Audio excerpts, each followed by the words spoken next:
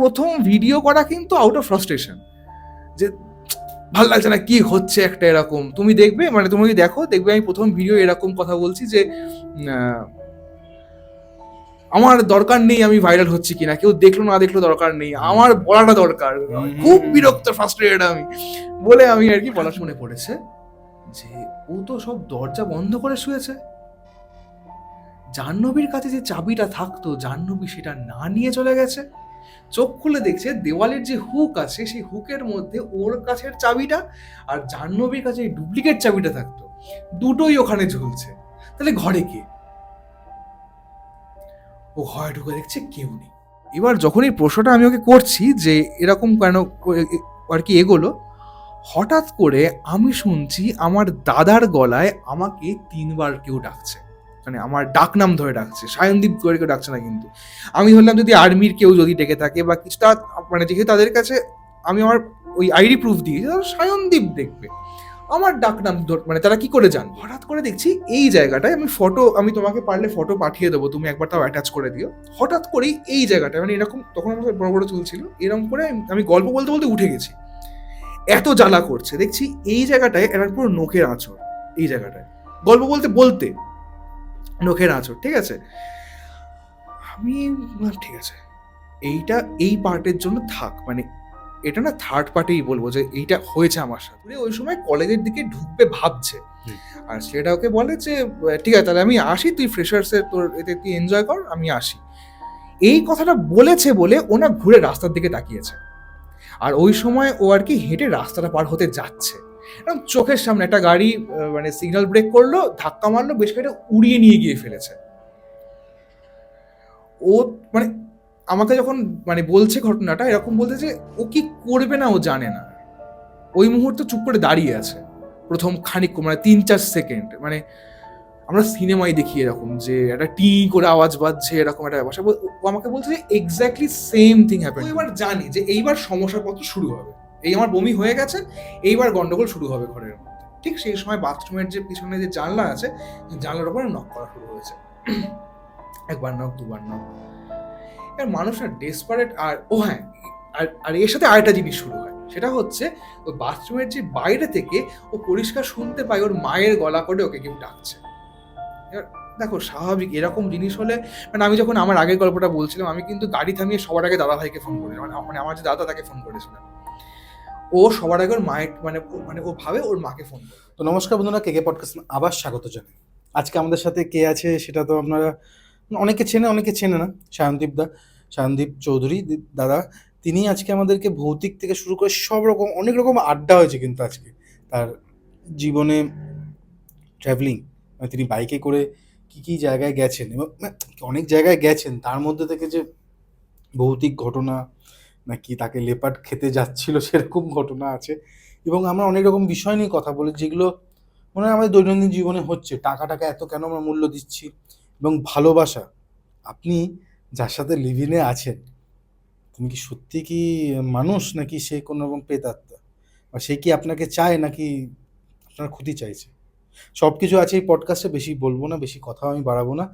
আর যেভাবে আপনারা জানেন সারা বিশ্বের বাঙালির কাছে ভালো তথ্য দেওয়ার জন্য এই নাম্বার, যে নাম্বারটা ব্লিঙ্ক করছে, সেই নাম্বারে আপনারা ফোন করে এসে আমাদের সায়নদীপদার মতো কথা বা ঘটনা আমরা শেয়ার করতে পারেন, এবং সারা বিশ্বের বাঙালি শুনবে। তার সাথে সাথে ধরুন কোনো স্পিরিচুয়াল গাইডেন্স চাইছেন বা কোনো প্রমোশনাল কাজ করতে চাইছেন, যাতে আমাদের আপনার দুজনের বিজনেস খুব ভালো গ্রোথ হয়, তার জন্য কন্ট্যাক্ট করতে পারেন আর ডাইরেক্ট সায়নদীপদার কাছে।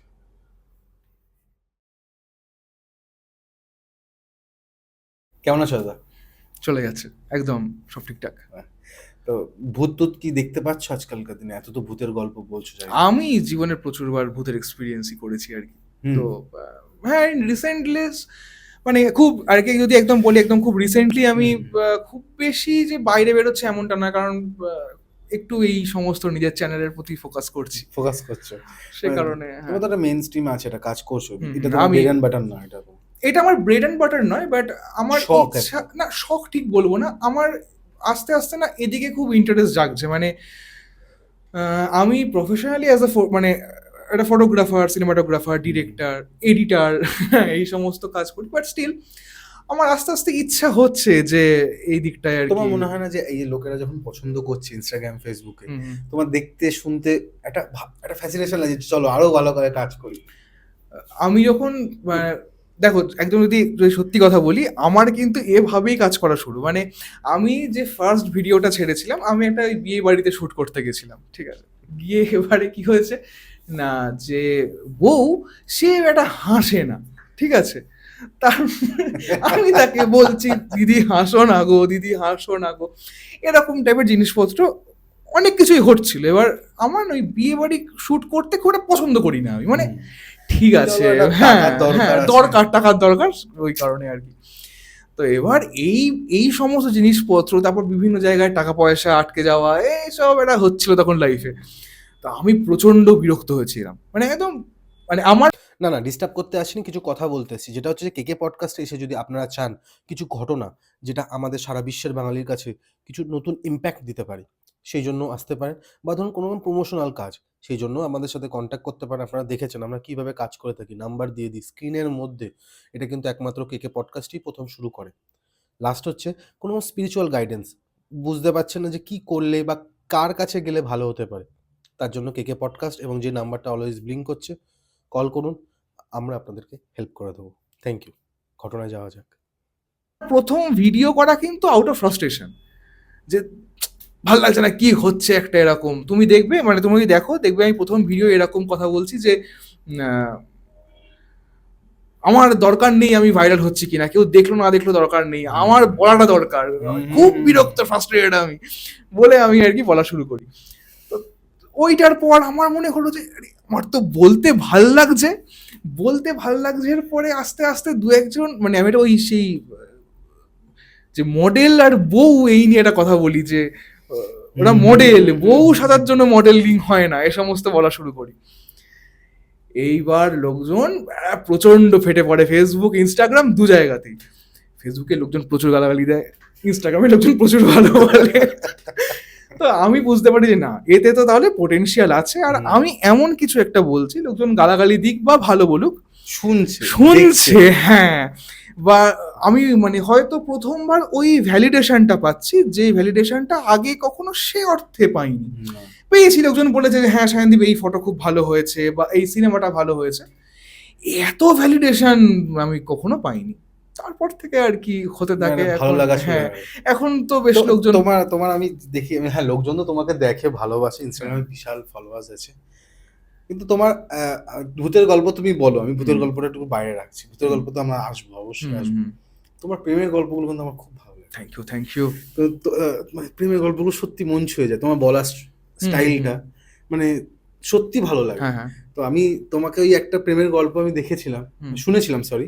শোনার পর আমি তোমাকে এসএমএস করি, মানে মেসেঞ্জারে এসএমএস। সুদীপার গল্প, বাট ওর নাম সুদীপা নয়। হ্যাঁ, মানে নামটা চেঞ্জ করা হয়েছে, যেহেতু অবশ্যই। মানে যেহেতু স্টুডেন্ট পড়ায়ও, সেহেতু নিজের নামটা ও বিয়ে করতে খুব পারবে। সুন্দর। আমি দর্শকের সামনে যদি রাখো যদি ঘটনাটা। আচ্ছা, তো ব্যাপারটা হচ্ছে যে যে গল্পটা পাঠায়, তখনও একদম, আমি বেশ কিছু আগে গল্পটা যেহেতু বলেছি, আমি এক্স্যাক্ট ক্লাসটা ভুলে গেছি, কোন ক্লাসে পড়তো। তো ওর একটা দাদার বন্ধু ওদের বাড়িতে আসতো।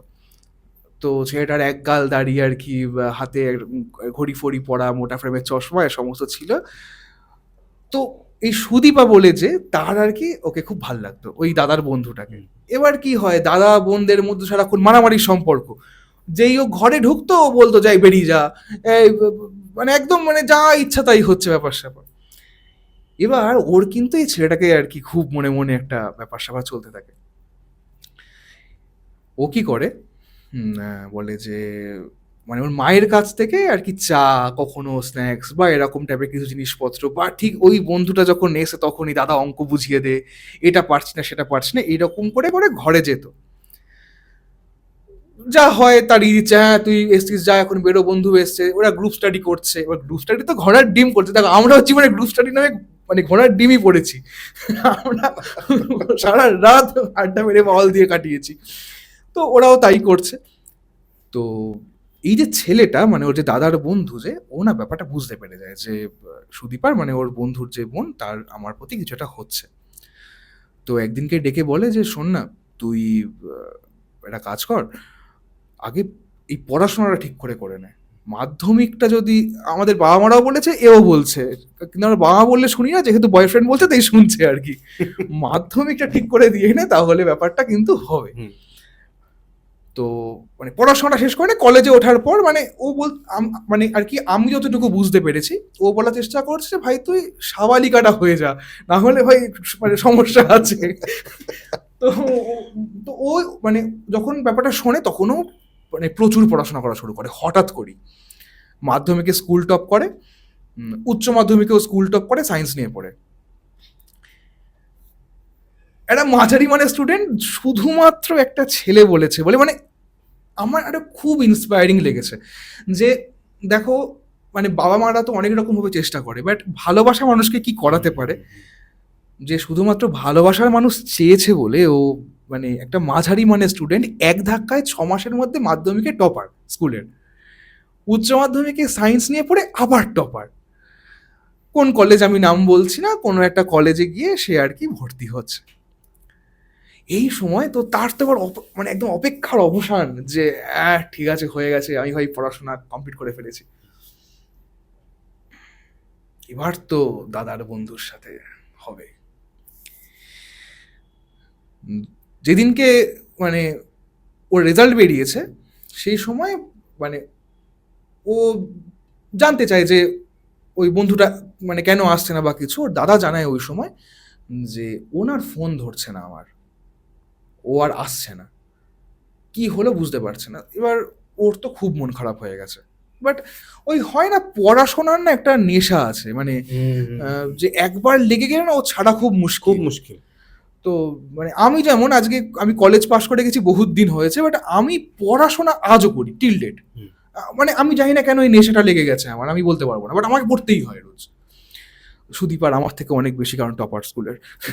তো এইবারে মানে সুদীপা কি করে, কলেজে ভর্তি হয়ে যায়, গিয়ে ওদের ফ্রেশার্সের দিন ও যখন মানে ঢুকছে কলেজে, দেখছে যে ছেলেটা দাঁড়িয়ে আছে, বলছে যে এবার ও তো পুরো অবাক, হাতে একটা গোলাপ ফুল, একটা চিঠি, একটা ডেয়ারি মিল্ক নিয়ে দাঁড়িয়ে আছে। ব্র্যান্ডের নাম বলে সমস্যা নেই তো? না না, ওকে ফাইন। তো হাতে ডেয়ারি মিল্ক নিয়ে দাঁড়িয়ে আছে।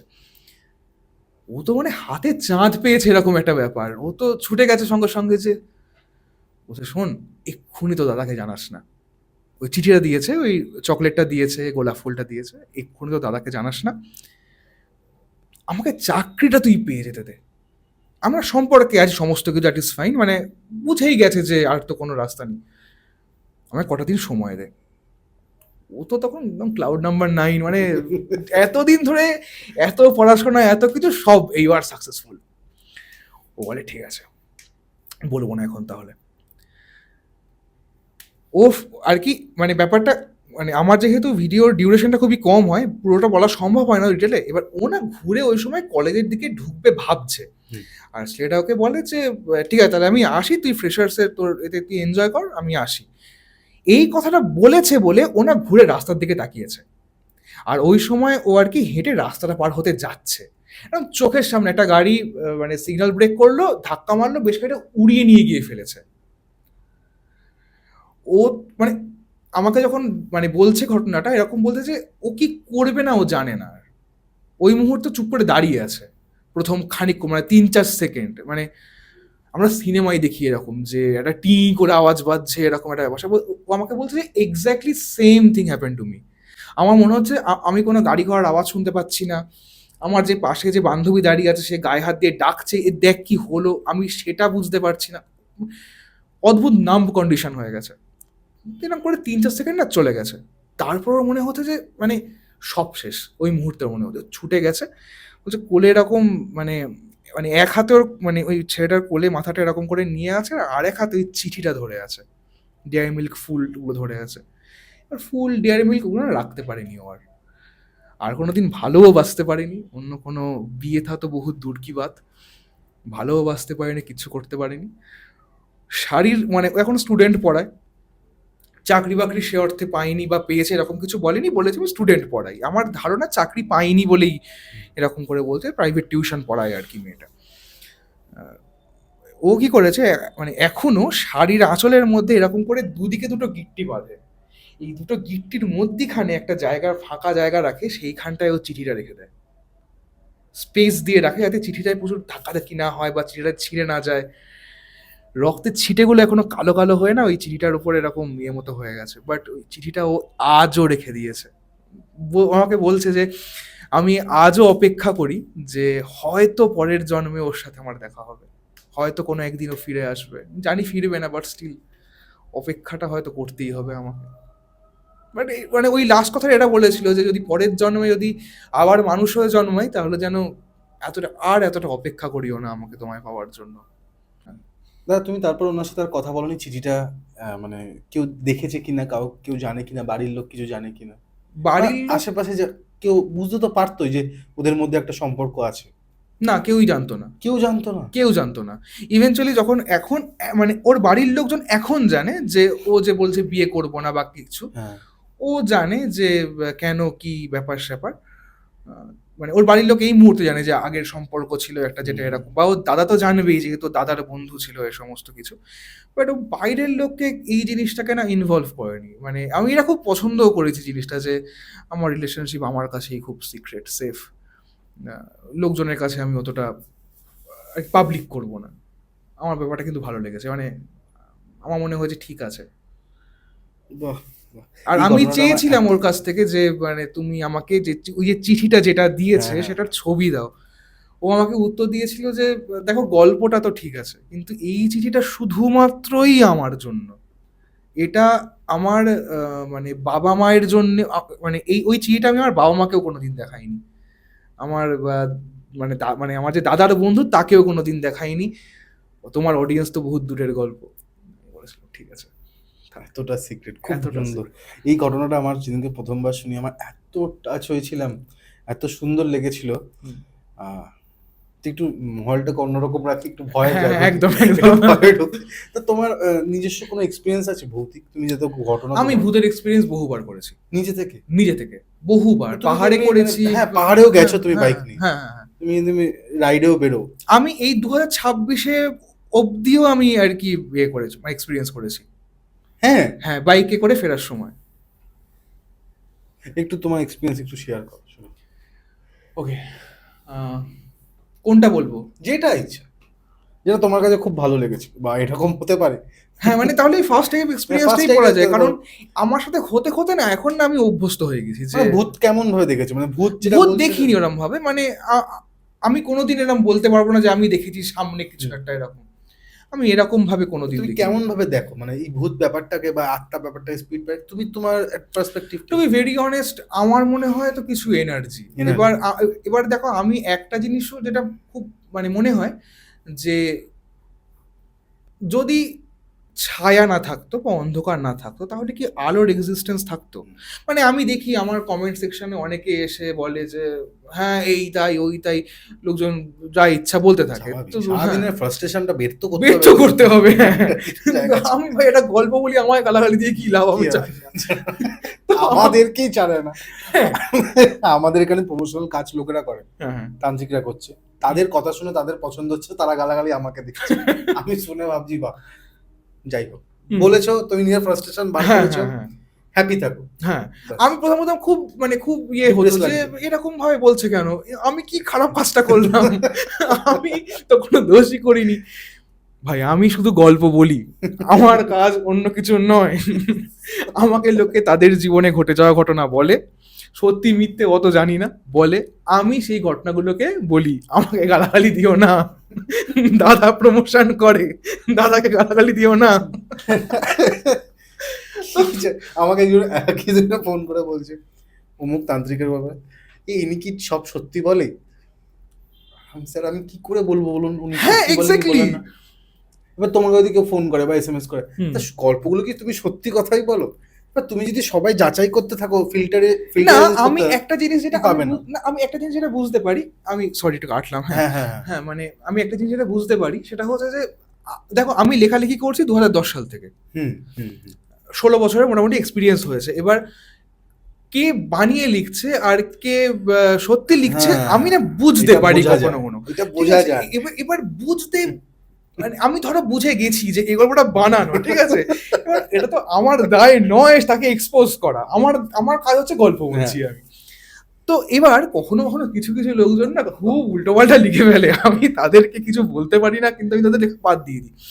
এরকম আমাকে পাঠায় যে কঙ্কাল জানলার বাইরে থেকে দাঁড়িয়ে হাসছে, আমাকে গলা ধরে এরকম ওপরে তুলে ধরলো, আমি কিছু একটা করে ফেললাম, হনুমান চল্লিশা বললাম, সে ফেলে দিয়ে পালালো, এই ধরনের জিনিসপত্র।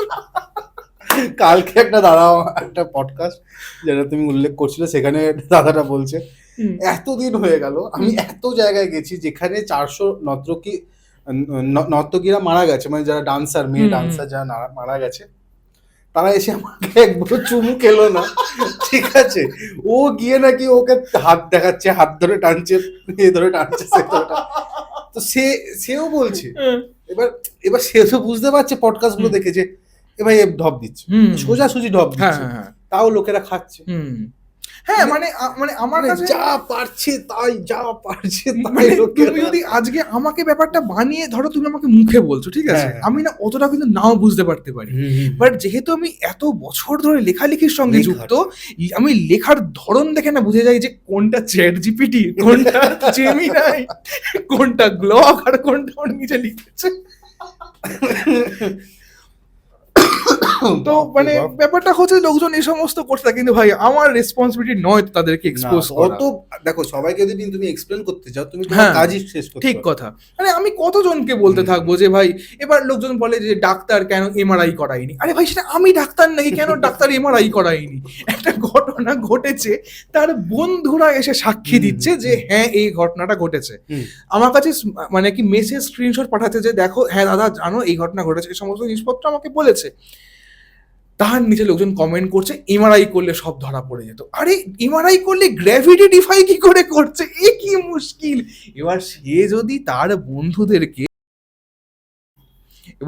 বন্ধুদেরকে বলে দেয় যে ভাই তোরা গিয়ে একটুখানি বল, যদি সেটা করে থাকে, আমি কি করতে পারি এই জিনিসটায়? আমাকে গালাগালি দিচ্ছে।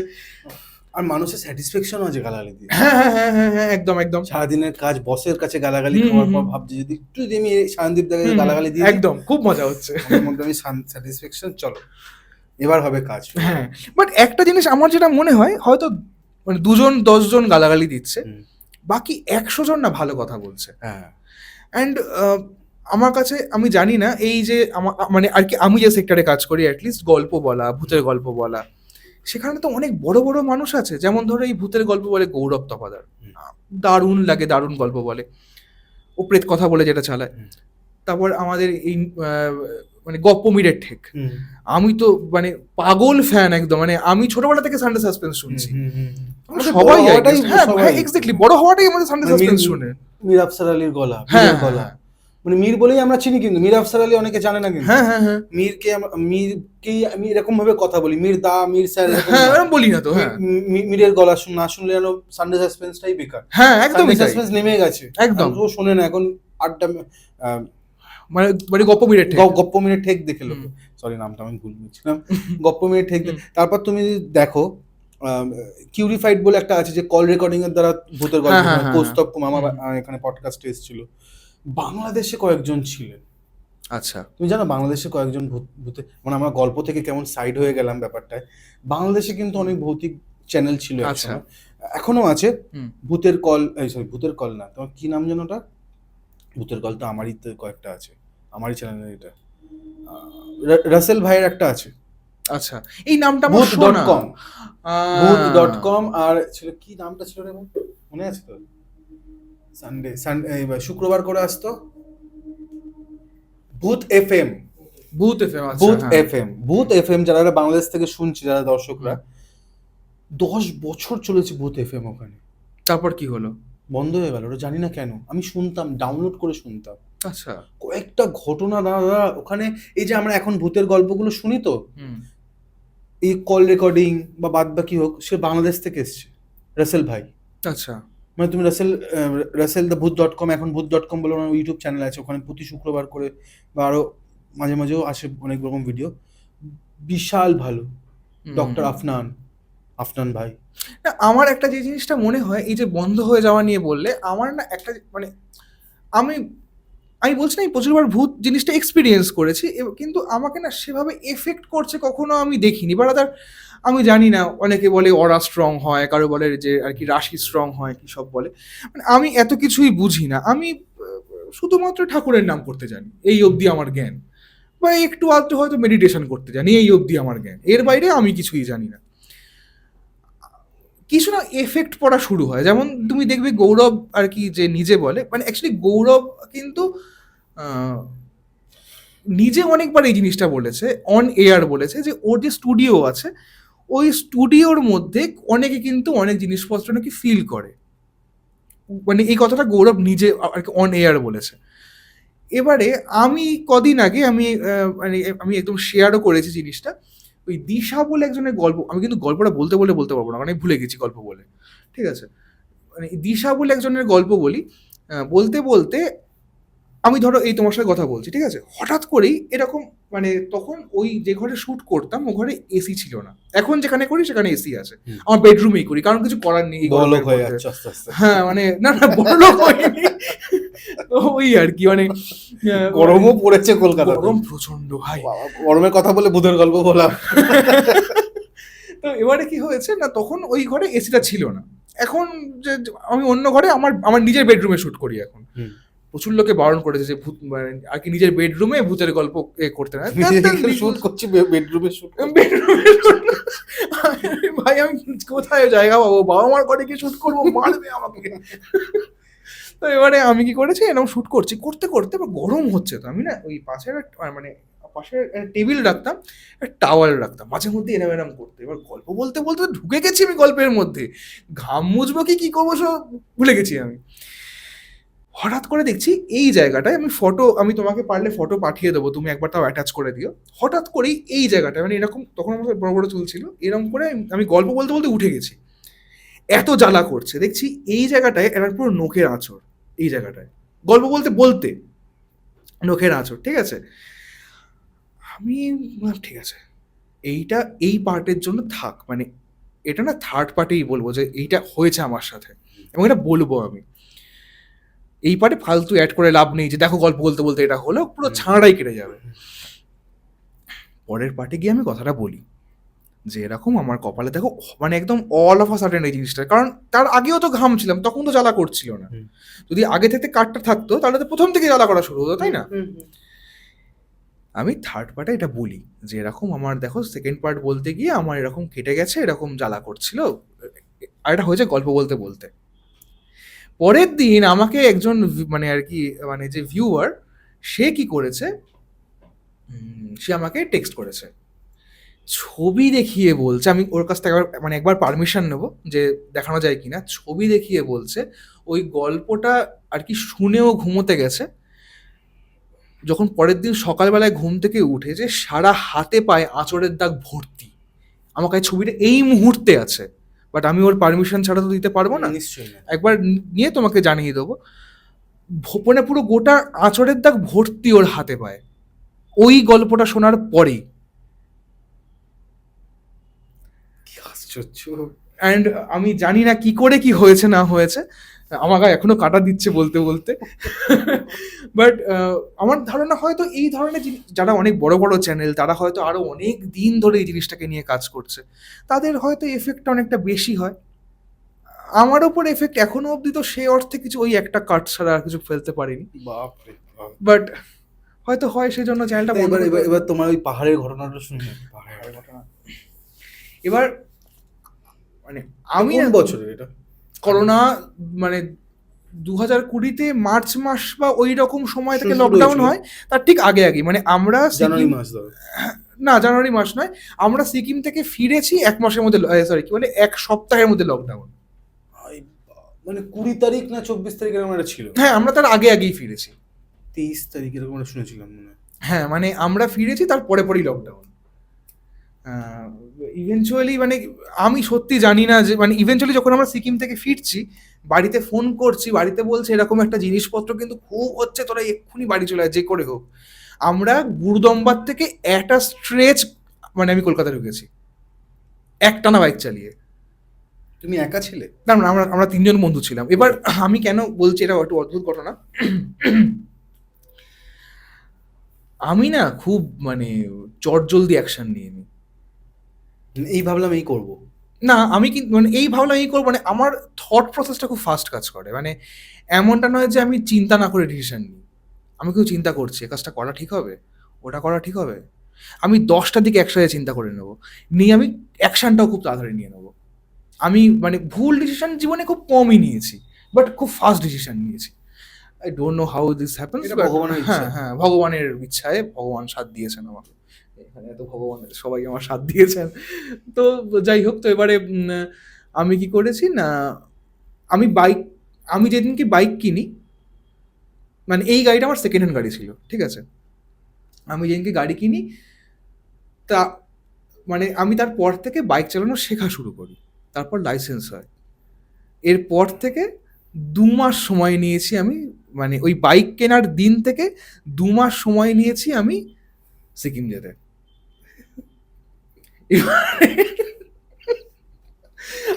মানে আমার মানে এই বাইক কিনলাম, বাইক কিনে নিয়ে এসে ওই যে বন্ধুটার সঙ্গে কাজ করতাম তাকে বললাম, শোন ভাই, সিকিম লাদাখ পয়সা নেই ভাই।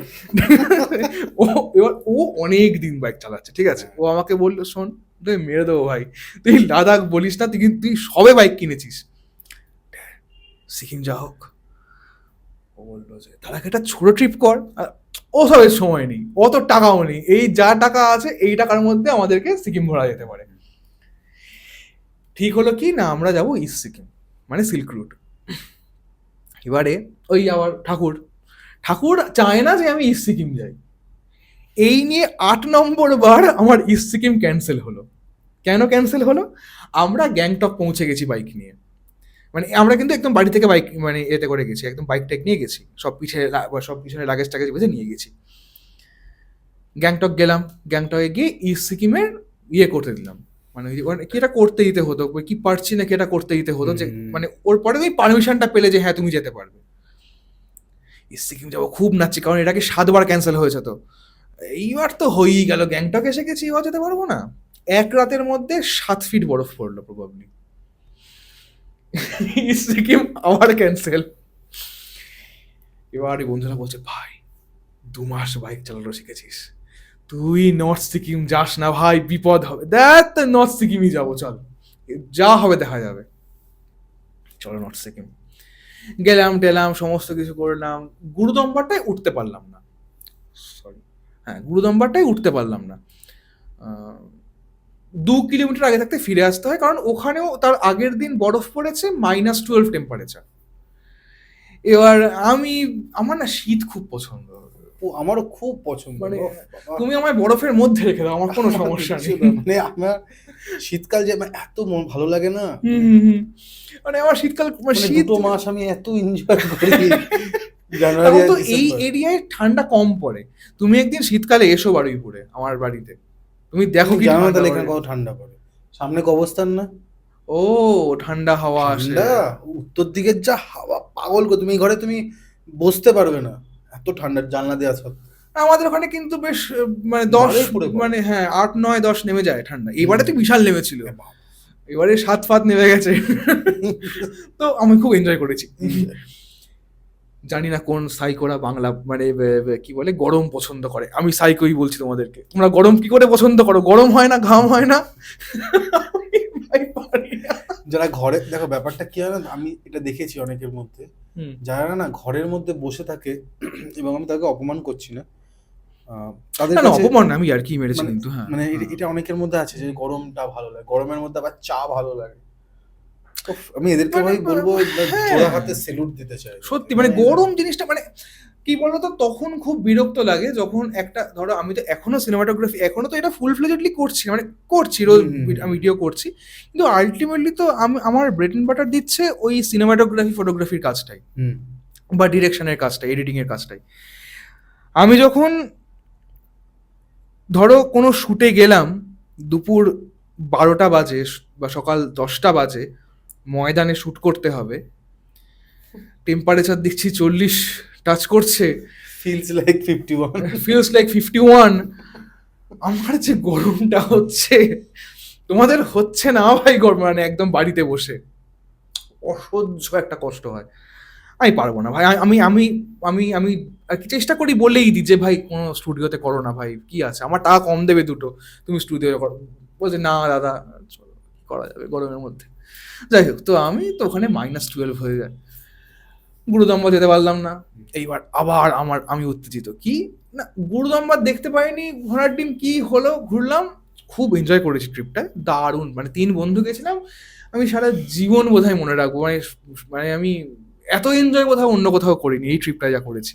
আর প্রথম বাইক ট্রিপ বন্ধুদের সাথে। তো আমি বললাম যে চলো, হয়ে গেছে ঘোরা, আর আমি কোথাও থাকবো না, এবার বাড়ি যেতে হবে। বলে আরে শিলিগুড়িতে তোরা থাক, আমি বাড়ি চলে যাবো। মাথা খারাপ নাকি? দেখি না কতদূর যেতে পারি, যতদূর যেতে পারবো পারবো, না পারলে না হবে। ঠিক আছে, আমরা বাইক চালানো শুরু করি। আমরা বাইক চালানো শুরু করি মানে ওই আমরা যখন লাচেন থেকে বেরোচ্ছি তখন প্রায় বিকেল 5:30 মতো বাজে। যাচ্ছি আমরা, ঠিক আছে, শিলিগুড়ির ওই মানে তখন আমরা পশ্চিমবঙ্গের বর্ডারে, আর সিকিম আর পশ্চিমবঙ্গের বর্ডারে ওই জায়গায় যাচ্ছি, ঠিক আছে। ও হ্যাঁ, বাই দা ওয়ে, এর আগে আমরা কতগুলো জিনিস নোটিস করি, এটা দারুণ ইন্টারেস্টিং, তোমার দারুণ লাগবে শুনে। আমরা যখন লাচেন যাচ্ছি, ঢুকছি যখন, ঠিক আছে, এবার সেদিনকে আমাদেরকে প্রচুর লোক আর কি মিসগাইড করেছে, ঠিক আছে, যে 3টের সময় নাকি চেক পয়েন্ট বন্ধ হয়ে যায়, তারপর আর ঢুকতে দেবে না, এই সমস্ত ফালতু কথা প্রচুর লোকজন বলেছে। এই সমস্ত কিছুই হয় না, সব সময় খোলা। খোলা থাকে, অ্যাটলিস্ট মানে সন্ধ্যে 7টা-8টা অব্দি তো চোখ বন্ধ করে খোলা আছে। আমরা যখন ছিলাম তখন অ্যাটলিস্ট তাই ছিল। আমাদের ওই চেক পয়েন্টের পুলিশরা পর্যন্ত বলেছিল যে হ্যাঁ আমাদের তো সন্ধ্যে অনেক রাত অব্দি খোলা থাকে, কোনো সমস্যা নেই। আমরা হুড়োতাড়া করে বাইক চালিয়ে গেছি যে কি হবে না হবে, এর মধ্যে তাড়াহুড়ো করতে গিয়ে আমার এক বন্ধু সে হারিয়ে গেল ইন দ্য সেন্স অফ আমরা এক জায়গায় দাঁড়িয়ে আছি চুপ করে, ঠিক আছে, সে মোটামুটি আমরা 1-1.5 ঘন্টা দাঁড়িয়ে আছি তার জন্য, তাকে কোন আর্মি রাস্তা দেখিয়েছে, সে রাস্তায় গিয়ে সে সে খুঁজে পাচ্ছে না। এইবার ওখানকার আর্মি, ওরা কিন্তু রাস্তা চেনে, আর আর্মি তোমায় ভুল আর কি জিনিসপত্র বলবে না, ওরা মানে আর কি ওরা কি করেছে, শর্টকাট দেখিয়ে দিয়েছে ওকে।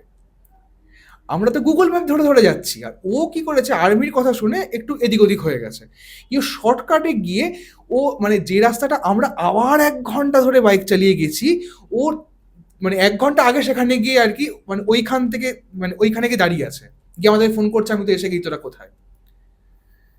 এবারে আমরা ওই আর কি ঘুরছি তখন, ঠিক আছে, আমরা ওয়েট করছি, ও আবার পিছিয়ে আসলো আমাদের জন্য, আবার আমরা 1 ঘন্টা রাইড করে গিয়ে বললো আরে আমি এইখানে দাঁড়িয়েছিলাম 1 ঘন্টা আগে। শর্টকাটটা তো গুগল ম্যাপ দেখাচ্ছে না, যেটা আর কি আর্মি দেখিয়েছে। এবারে আমাদের না প্রচুর ভুল ছিল মানে আর কি রাইড করার সময়, আমরা কম খাচ্ছিলাম। আমি যেমন জল ছাড়া আমি চলতে পারি না, ঠিক আছে, আমি সেখানে জলটাও কম খাচ্ছি, এতটাই এক্সাইটমেন্ট। আর যদি বাথরুম পেয়ে যায়, যদি বাথরুম পেয়ে যায় তাড়াহুড়ো, এই সমস্ত কিছু।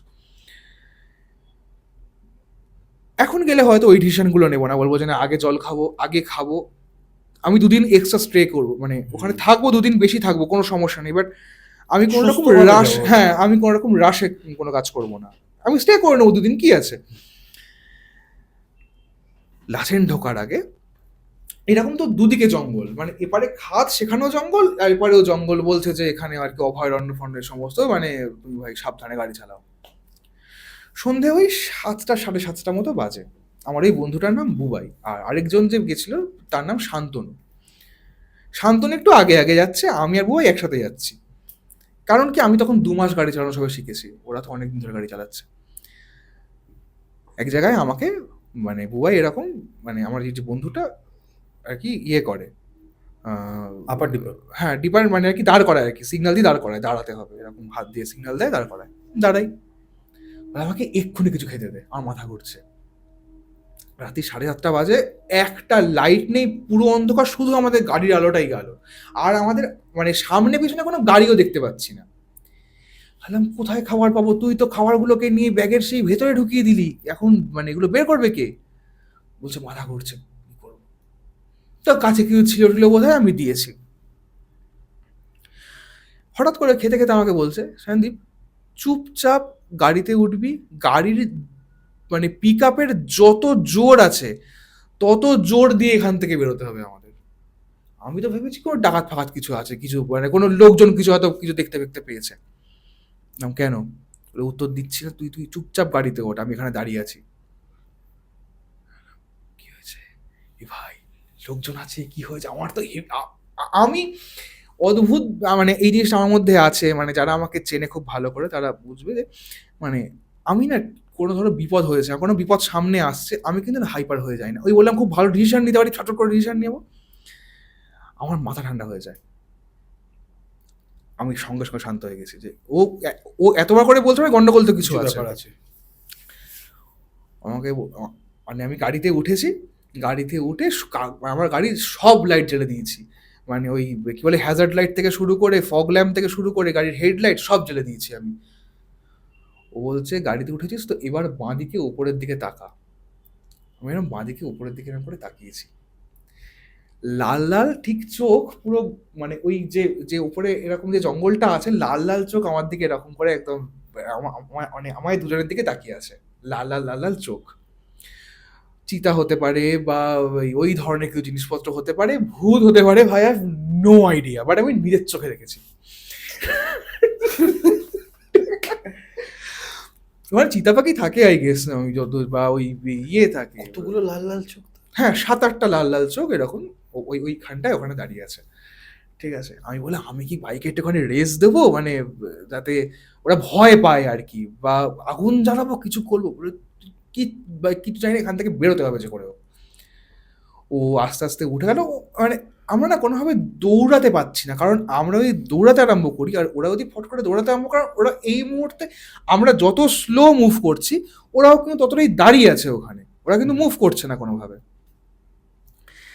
আমি কি বলে, আমি আমার মনে নেই, ওই মানে চিতাবাঘ বলে না কি বলে, ওইখানে চিতাবাঘই থাকে বোধহয়, আমি বলতে পারবো না। লেপার্ডকে কি বলে? লেপার্ডই বলে। লেপার্ড, তাহলে ওই ওরম কিছু আর কি হবে, একটা কিছু আছে, মানে বাঘ গোছের কিছু একটা, ঠিক আছে, জানি না কি। এবারে ও কি করেছে, ও কি বাইকে উঠেছে, উঠে এবার আমরা দুজন আস্তে আস্তে গাড়িতে স্টার্ট দিয়েছি, বলেছে একদম জোরে গাড়ি চালাবি না, আস্তে আস্তে দুজনে যা হবে দেখা যাবে, যদি একান্ত তাড়া করে বা কিছু হয় তাহলে তখন জোরে চালাতে হবে, কাজ করার কিছু উপায় নেই আর কি। তো আমরা দুজন মানে ওরকম ভাবে দেখছি, আমরা দুজন গাড়ি স্টার্ট দিই, দিয়ে আস্তে আস্তে আস্তে আস্তে ওখান থেকে বেরোতে আরম্ভ করি। মিনিট 10-15 গাড়ি চালিয়েছি। এবার এতক্ষণ তো এখানে দাঁড়িয়েছিলাম, এবার আমরা কি ভেবেছি যে আমাদের যে শান্তনু বলে যে বন্ধুটা ছিল সে অনেকখানি এগিয়ে গেছে।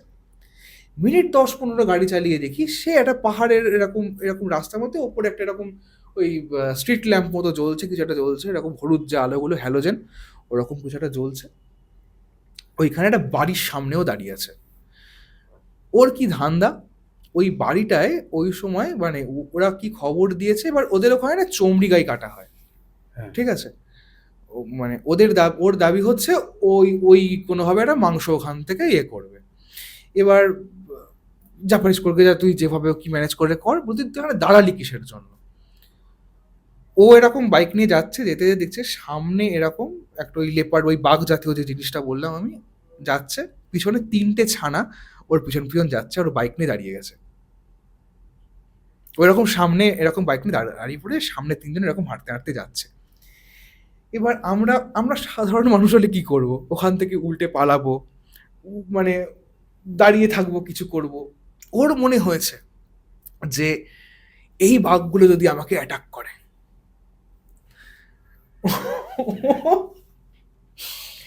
বাড়ি থেকে ব্যাগের মধ্যে এত বড় একটা ছুরি নিয়ে গেছে। ও ব্যাগের মধ্যে থেকে ছুরিটা বের করেছে, বের করে ওখানে চুপ করে দাঁড়িয়ে আছে, যে ও যদি অ্যাটাক করে তাহলে আমি ওকে অ্যাটাক করবো। কি বুদ্ধি হয় তোর এটা! তো আমরা এই সমস্ত কিছু করবো। এবার দেখো, মানে বিপদের মুহূর্তে মানুষ না কি ডিসিশন নেয় খুব বলা খুব মুশকিল, অসম্ভব। মানে ও যে কাজটা করছিল এটা কিন্তু খুব ভুল কাজ করছিল, কারণ ছুরি দিয়ে ধরি কিছু একটা, মানে আর কি যতই বড় হোক, বাট বাঘের সাথে পেরে ওঠা যায়। আমরা করলাম, করে এবার আমরা ফিরে আসছি, ফিরতে ফিরতে আমরা তখন ওই বর্ডারের ওখানে এসছি। এবার অনেকক্ষণ ধরে না এই জিনিসটা পাচ্ছিলাম যে আর কি ডান দিকে খাদ আর বাঁ দিকে হচ্ছে তোমার ইয়ে, আবার মানে উল্টে যাচ্ছিল কখনো কখনো, যেরকম পাহাড় চেঞ্জ হচ্ছে, যা কিছু হচ্ছে। হঠাৎ এবার সামনে আমার যে বন্ধুটা আমার কাছ থেকে খাবার চাইলো বললাম, ওই বন্ধুটা সামনে, সেকেন্ডে আমি, থার্ডে ওই বন্ধুটা যে আগে এগিয়ে গেছিল বললাম। এটা ফেরার সময় বলছি কিন্তু। হঠাৎ করেই আমাকে বলে যে শান্তনু আমি মানে না সরি আমি আর ওই সামনের বন্ধুর দুজনে ফোনে গল্প করতে করতে আসছি, ঠিক আছে? এক কানে হেডফোন দিয়ে গল্প করতে করতে আসছি। রাত্রিবেলা কে কি করবে, ফাঁকা রাস্তা, 11টা 12টা এরকম কিছু একটা বাজে, মনে নেই টাইম এক্স্যাক্টলি। তো পিছনের বন্ধুরা হঠাৎ করে দেখলাম এবার আমাদের ফরমেশন ঠিক হয়ে গেছিল যে এভাবেই আমরা যাবো, কেউ আগে পরে করবো না। হঠাৎ করে সামনে পিছনের বন্ধু স্টার্ট করে গাড়ি নিয়ে গিয়ে গেল, সবার আগে চলে গেল। কি হলো এবার? ওর দাবি হচ্ছে আমি হেডফোন ইউজ করবো না, আমি গল্প করবো না, আমি এমনি গাড়ি চালাবো, আমি নিজের মনে গল্প কিছু একটা চিন্তা করতে করতে গাড়ি চালাবো। ও কি এবার আমরা আমরা গল্প করতে কি করে ওরা আমরা যাচ্ছে কেন? এবার যখন এই প্রশ্নটা আমি ওকে করছি যে এরকম কেন আর কি এগোলো, হঠাৎ করে আমি শুনছি আমার দাদার গলায় আমাকে 3বার কেউ ডাকছে, মানে আমার ডাক নাম ধরে ডাকছে। সায়নদীপ করে কেউ ডাকছে না কিন্তু। আমি ধরলাম যদি আর্মির কেউ যদি ডেকে থাকে বা কিছু, মানে যেহেতু তাদের কাছে আমি আমার ওই আইডি প্রুফ দিয়েছি, সায়নদীপ দেখবে আমার ডাক নাম মানে তারা কি করে জানবে? আমার ডাক নাম ধরে এক্স্যাক্টলি আমার দাদার গলায় 3বার করে ডাকছে। তুমি চলতি গাড়িতে শুনছো? চলতি গাড়িতে শুনছি, আর স্পষ্ট একেবারে স্পষ্ট। আর হেলমেট তো সেরকমই পাওয়ারফুল হেলমেট তোমার। হ্যাঁ, তখন এই যে হেলমেটটা আমি এখন পরে এসেছি এর থেকে অনেক দামি হেলমেট ছিল, স্বাভাবিক আমি ওটা। যেহেতু রাইডে গেছি ওই সময়। হ্যাঁ হ্যাঁ হ্যাঁ। তো আমি ওকে বলি যে মানে গাড়ির আওয়াজ অনেক সময় শোনা যায় না। না আমি ক্লিয়ারলি শুনে পুরো মানে একদম পাহাড়, তার কোনো না, আমি আওয়াজ বলছি নেই। যে ওই যে সাউন্ডটা আছে, তুমি যখন হেলমেটটা পরবে গাড়ির অনেক সময় গিয়ার মারলেও তুমি আওয়াজটা শুনতে পাবে না, এত কাছে গিয়ার থাকা সত্ত্বেও। হ্যাঁ অসুবিধা সেখানে হয়। তুমি হ্যাঁ দাদা স্পষ্ট ডাকছে, শুনছি মানে একদম। সেটা কিন্তু অসম্ভব এটা। হ্যাঁ মানে খুবই চাপের ব্যাপার। এবারে ইভেনচুয়ালি ওই আমার যে সামনে যে বন্ধুটা ও শোনা শুরু করে যে ওরও বাড়ির কেউ একজন ওর ডাক নাম ধরে ডাকছে।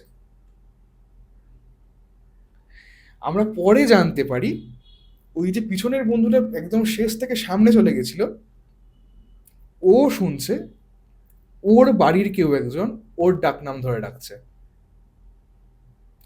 আমরা তিনজনকে কিন্তু মানে ওই যে আমাদের বন্ধুরা সামনে যাচ্ছিল যে মানে ওর একমাত্র আমরা ডাক নাম ধরে ডাকি, আর কিন্তু কারোর ডাক নাম ধরে আমরা কেউ ডাকি না। আমার ডাক নাম কেউ জানবে কেমন করে? শান্তনুর ডাক নাম কেউ মানে কি করে জানবে? সম্ভব নয় না। শুধুমাত্র আইডিতে তো নাম লেখা আছে, যে ভালো নাম লেখা আছে। আমায় দুজনের নাম কেমন করে জানলো? এবং আমাদের খুব পরিচিত লোকজনদের গলা করে ডাকছে, কিন্তু আমি পরিষ্কার শুনছি আমার দাদার মানে নাম করে মানে ডাকছে। মানে আমি মানে এমন ভাবেই ডাকটা হচ্ছে না অ্যাজ ইন দাঁড়াতে বলছে, এরকম একটা ব্যাপার। ও হ্যাঁ, তার সাথে আরেকটা জিনিস আমি অ্যাড করতে ভুলে গেছি, আমরা একটা অদ্ভুত হাসির আওয়াজ শুনতে পাই। তিনজনই শুনছি কিন্তু এই জিনিসটা। এবার হাসির এই যে আমরা 45 মিনিটের যে স্ট্রেচটা, যেখান থেকে কনস্ট্যান্ট আমার ডাক নাম ধরে 3বার ডাকছে, ধরে মানে আমার ডাক নাম টুপাই, ঠিক আছে? টুপাই টুপাই টুপাই, থেমে গেল। খানিকক্ষণ পরে আবার টুপাই টুপাই টুপাই, থেমে গেল। 45 মিনিট ধরে এই জিনিসটা হচ্ছে। মানে আমার যে বন্ধুটা মানে স্নেহাইশ, মানে যার নাম আর কি বুবাই, ওর সাথে সেম জিনিসটা হচ্ছে। ওর ডাক নাম ধরে কেউ একটানা 3বার ধরে ডাকছে। ওই যে সামনে শান্তনু, ওর সাথে সেম জিনিস হচ্ছে। তার সাথে এই 45 মিনিট ধরে গোটা স্ট্রেচটায় আমরা একসাথে একটা হাসির আওয়াজ শুনছি, তিনজনের সেম জিনিস শুনছি। এবার লোকজন বলছে যে পাহাড় থেকে নামলে হ্যালুসিনেশন হয়, সেম হ্যালুসিনেশন। যারা এতদিন ধরে তোমার থেকে আগে থেকে একজন আছে যে হ্যাঁ গাড়ি চালাচ্ছে, লাদাখ থেকে শুরু করে সব জায়গায় গেছে। হ্যাঁ ওর সব ঘোরা হয়ে গেছে। ও মানে কি করে হবে জিনিসটা? কি করে সম্ভব? মানে ও শুনছে কি করে? ও তো হ্যালুসিনেট করবে না, করবে না। আর হ্যালুসিনেট যদি করারই হয়, তিনজনের সেম জিনিস হ্যালুসিনেট করবো ইভেনচুয়ালি। এবার আমি ধরলাম যে আমি আর ওই যে বন্ধুটা দুজনে তো ফোনে গল্প করছি, করতে করতে তো মানে আমি ধরলাম যে আমাদের একটা কিছু ভাইব ম্যাচ হতে পারে। আরেকজন যে, সে তো ফোনে আমাদের সঙ্গে নেই, সে তো নিজের মতো গাড়ি চালায়। আমরা দাঁড়াতে বললে দাঁড়ায় সে, আর কিছু করে না। বা আমি যদি বলি জোরে চল, তখন জোরে গেল হয়তো, ওই মানে কি হ্যান্ড জেস্টার যেগুলো হয় আর কি গাড়ি চালাতে চালাতে, ওরম কিছু করবে হয়তো। কিন্তু ও কি করে সেম জিনিসটা ভাইব করছে আমাদের সঙ্গে? সেম জিনিস তিনজনে এক টানা 45 মিনিট ধরে শুনছি। আমাকে একবার এই সামনে যে আমার যে মানে স্নেহাইশ বলে যে বন্ধুরা ছিল বুবাই বলে, আমাকে বললো, একবার বললো একবার দাঁড়িয়ে দেখবি, আরে মাথা খারাপ নাকি তুই, চল এখন, এতবার ধরে কেউ আমাদের পরিচিত কারোর নাম ধরে ডাকে, চল ভাই। আর পুরো রাস্তা অন্ধকার। পুরো রাস্তা অন্ধকার, আমরা তিনজন ছাড়া গোটা রাস্তায় আর কেউ নেই। ওই জায়গাটার নাম কি, যে হাইওয়ে? আমি জানি না, আমি এতটাও এক্সপার্ট নই, কারণ এই মানে আমরা কি করতাম, ওই মোবাইলে ম্যাপ লাগিয়ে দিতাম, দিয়ে আর কি ধরো ধরো আমরা গুরুদম্বার থেকে লাচুং যাচ্ছি বা হ্যাঁ। লাচেন যাচ্ছি, ওইটুকু রুটটা তোমার দেখিয়ে দিল। হ্যাঁ দেখিয়ে দিল, আমি অন করে দিলাম, দিয়ে আমরা ওই ম্যাপ যেভাবে যেভাবে নিয়ে যাচ্ছি আমি সেভাবে সেভাবে যাচ্ছি।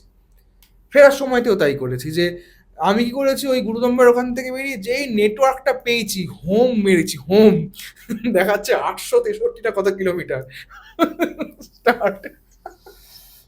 তুমি অতটা কিলোমিটার এক টানা টেনেছো? হ্যাঁ হ্যাঁ, মধ্যিখানে একটা পেট্রোল পাম্পে আমি 2-3 ঘন্টা বসেছিলাম আমরা, কারণ মানে কোমর ধরে গেছিল, কোমর একটু ধরে টায়ার্ড যায়, লাগছিল, বাবা। হ্যাঁ।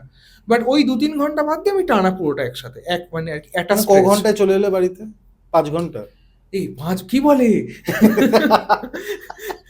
আমরা শুরু করেছি বিকেল 5টা না বিকেল 5টা শুরু করেছি, সেই দিন মানে সেই পুরো সন্ধ্যে এটা গেছে, রাত্রিটা গেছে, তারপরের দিন সারা দিন গাড়ি চালিয়েছি, পরের দিন ভোরবেলা 4-5টের দিকে বাড়ি ঢুকে গেছি আমরা, মানে মানে ভোর 4টার সময় বাড়ি ঢুকে গেছি। একদিন 1.5 দিন মতো গাড়ি চালিয়েছি। Heavy heavy. বাইকের মজাটা আলাদা। বাইক, লোকে প্রচুর বলে গাড়ি বিশ্বাস করো, গাড়ি, আজকে আমি এখানে বসে আছি, আমি ভাইও ক্যামেরার পেছনে, ওকেও আমি বলেছি, বাইকের যারা চালায় বা হ্যাঁ। বাইক যারা এনজয় করতে চায়, হুম যারা মানে রাইডে যায়, তাদের ব্যাপারটা আলাদা। হুম হুম। ভাই বলে যে না, ওটা একটু আনসেফ হয়, আমি জানি বাইক আনসেফ, কিন্তু তুমি যদি 4 চাকা নিয়ে যাও সেটা সেফ থাকে। দেখো হওয়ার হলে হবে, আমি মনে করি হওয়ার হলে হবে, কিন্তু দেখো যেটা ফ্যাক্ট, হুম আমি ফ্যাক্টের কথা দ্যাট বলছি, ইজ আমি ট্রু, বলছি, হ্যাঁ হ্যাঁ। কিন্তু বাইকের মজা আলাদা। হুম। বৃষ্টি হোক, হ্যাঁ, হ্যাঁ, হ্যাঁ। একটা আলাদা মজা আছে। আমার জীবনের প্রথম বাইক চালানো এই বৃষ্টি কিন্তু পাহাড়ে। হ্যাঁ হ্যাঁ, আমি এরকম সিকিমে, আমি এখনো বলতে পারবো, ওই আমি অনেক এগিয়ে গেছিলাম গ্যাংটকে ঢোকার সময়, ঠিক আছে, এবার ফেরত আসছি, ওরা আর কি হোটেল পেয়ে গেছে, এরকম কিছু বুঝতে পারছি না কিছু, এবার আমার করে দেখ বাঁ হাতে একটা রাস্তা ঢুকে যাচ্ছে, এটা ওপরে উঠতে হবে, ওই ওপরে উঠবি, আমি তো ওপরে উঠে গেছি, অত বুঝিনি বৃষ্টি বৃষ্টি কি হচ্ছে, আমাকে ওপরে উঠতে বলেছে, আমি আমি উঠে গেছি, উঠে গিয়ে দেখছি এটা এরকম এরকম জায়গা, সেখানে একটা এরকম সামনে একটা হোটেল মতো আছে, ঠিক আছে, এবার সেই হোটেলে আমাকে থাকতে হবে, ওদের কেন দেখতে পাচ্ছি না, আমি ভাবছি এই হোটেলেই বোধহয় আছে ওরা, আমি হোটেলের দাম জিজ্ঞেস করেছি, যে মানে আমি না আমার না মনে হচ্ছে যে আমার না এখান থেকে যাওয়া উচিত হবে না, খালি ফিলিংস হচ্ছে, ঠিক আছে, আমি এখানে থেকে যাবো, ওরা যা ইচ্ছা করো, ওরা কোন হোটেলে উঠেছে উঠুক, আমি এখানে থেকে যাচ্ছি, আমি ওর সাথে ফোনে কমিউনিকেট করে নেবো যে আমি কাল সকালে তোর সাথে দেখা করে নিচ্ছি, খাবার দাবার সব আমি এখান থেকে কিনে নেবো। আমি গিয়ে হোটেলে জিজ্ঞেস করেছি যে দাদা কিরকম রাত্রিবেলা থাকবো আমি এখানে, এরকম কিরকম কি টাকা পয়সা, হোটেলের রুমের দাম 16,000 টাকা বলেছে এক রাতে।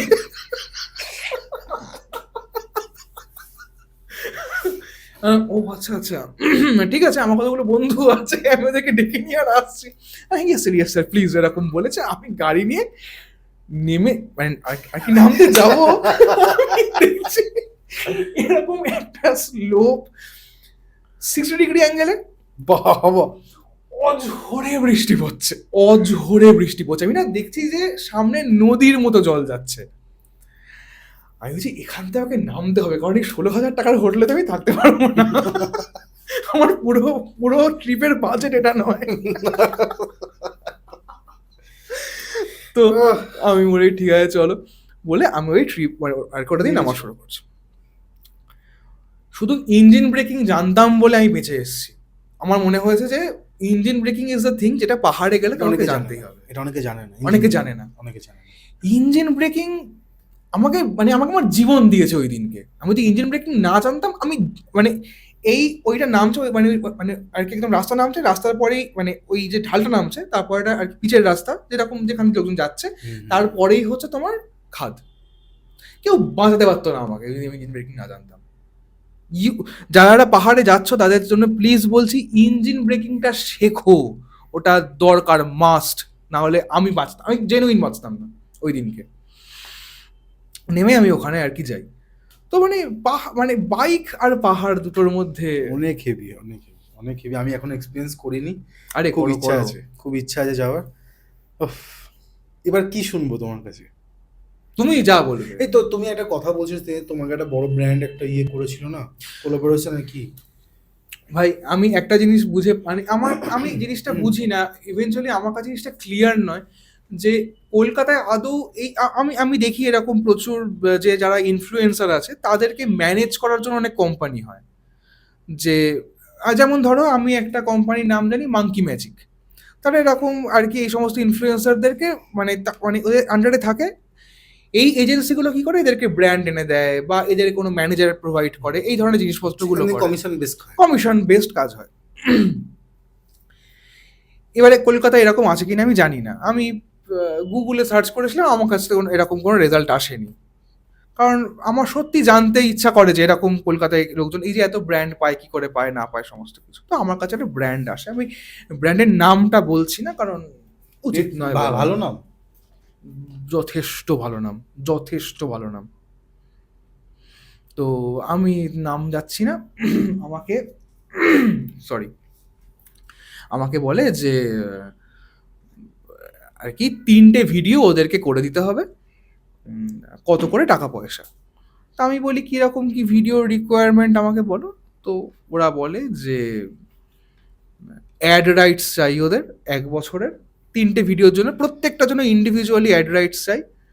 ওরা প্রথমে আর কি পারফর্ম কেমন করছে প্রথমে দেখবে, তারপরে অ্যাড চালাবে সমস্ত কিছু। এবার আমার মাথায় কি আছে যে আমি যে ভিডিও যে গল্প বলি তার মধ্যে হয়তো ব্যাপারটাকে ইনকর্পোরেট করতে হবে না, ওদের ব্র্যান্ডের জন্য আলাদা একটা ভিডিও আমাকে বানাতে হবে, ধরো ওই 45 সেকেন্ডের মতো এটা বানাতে হবে।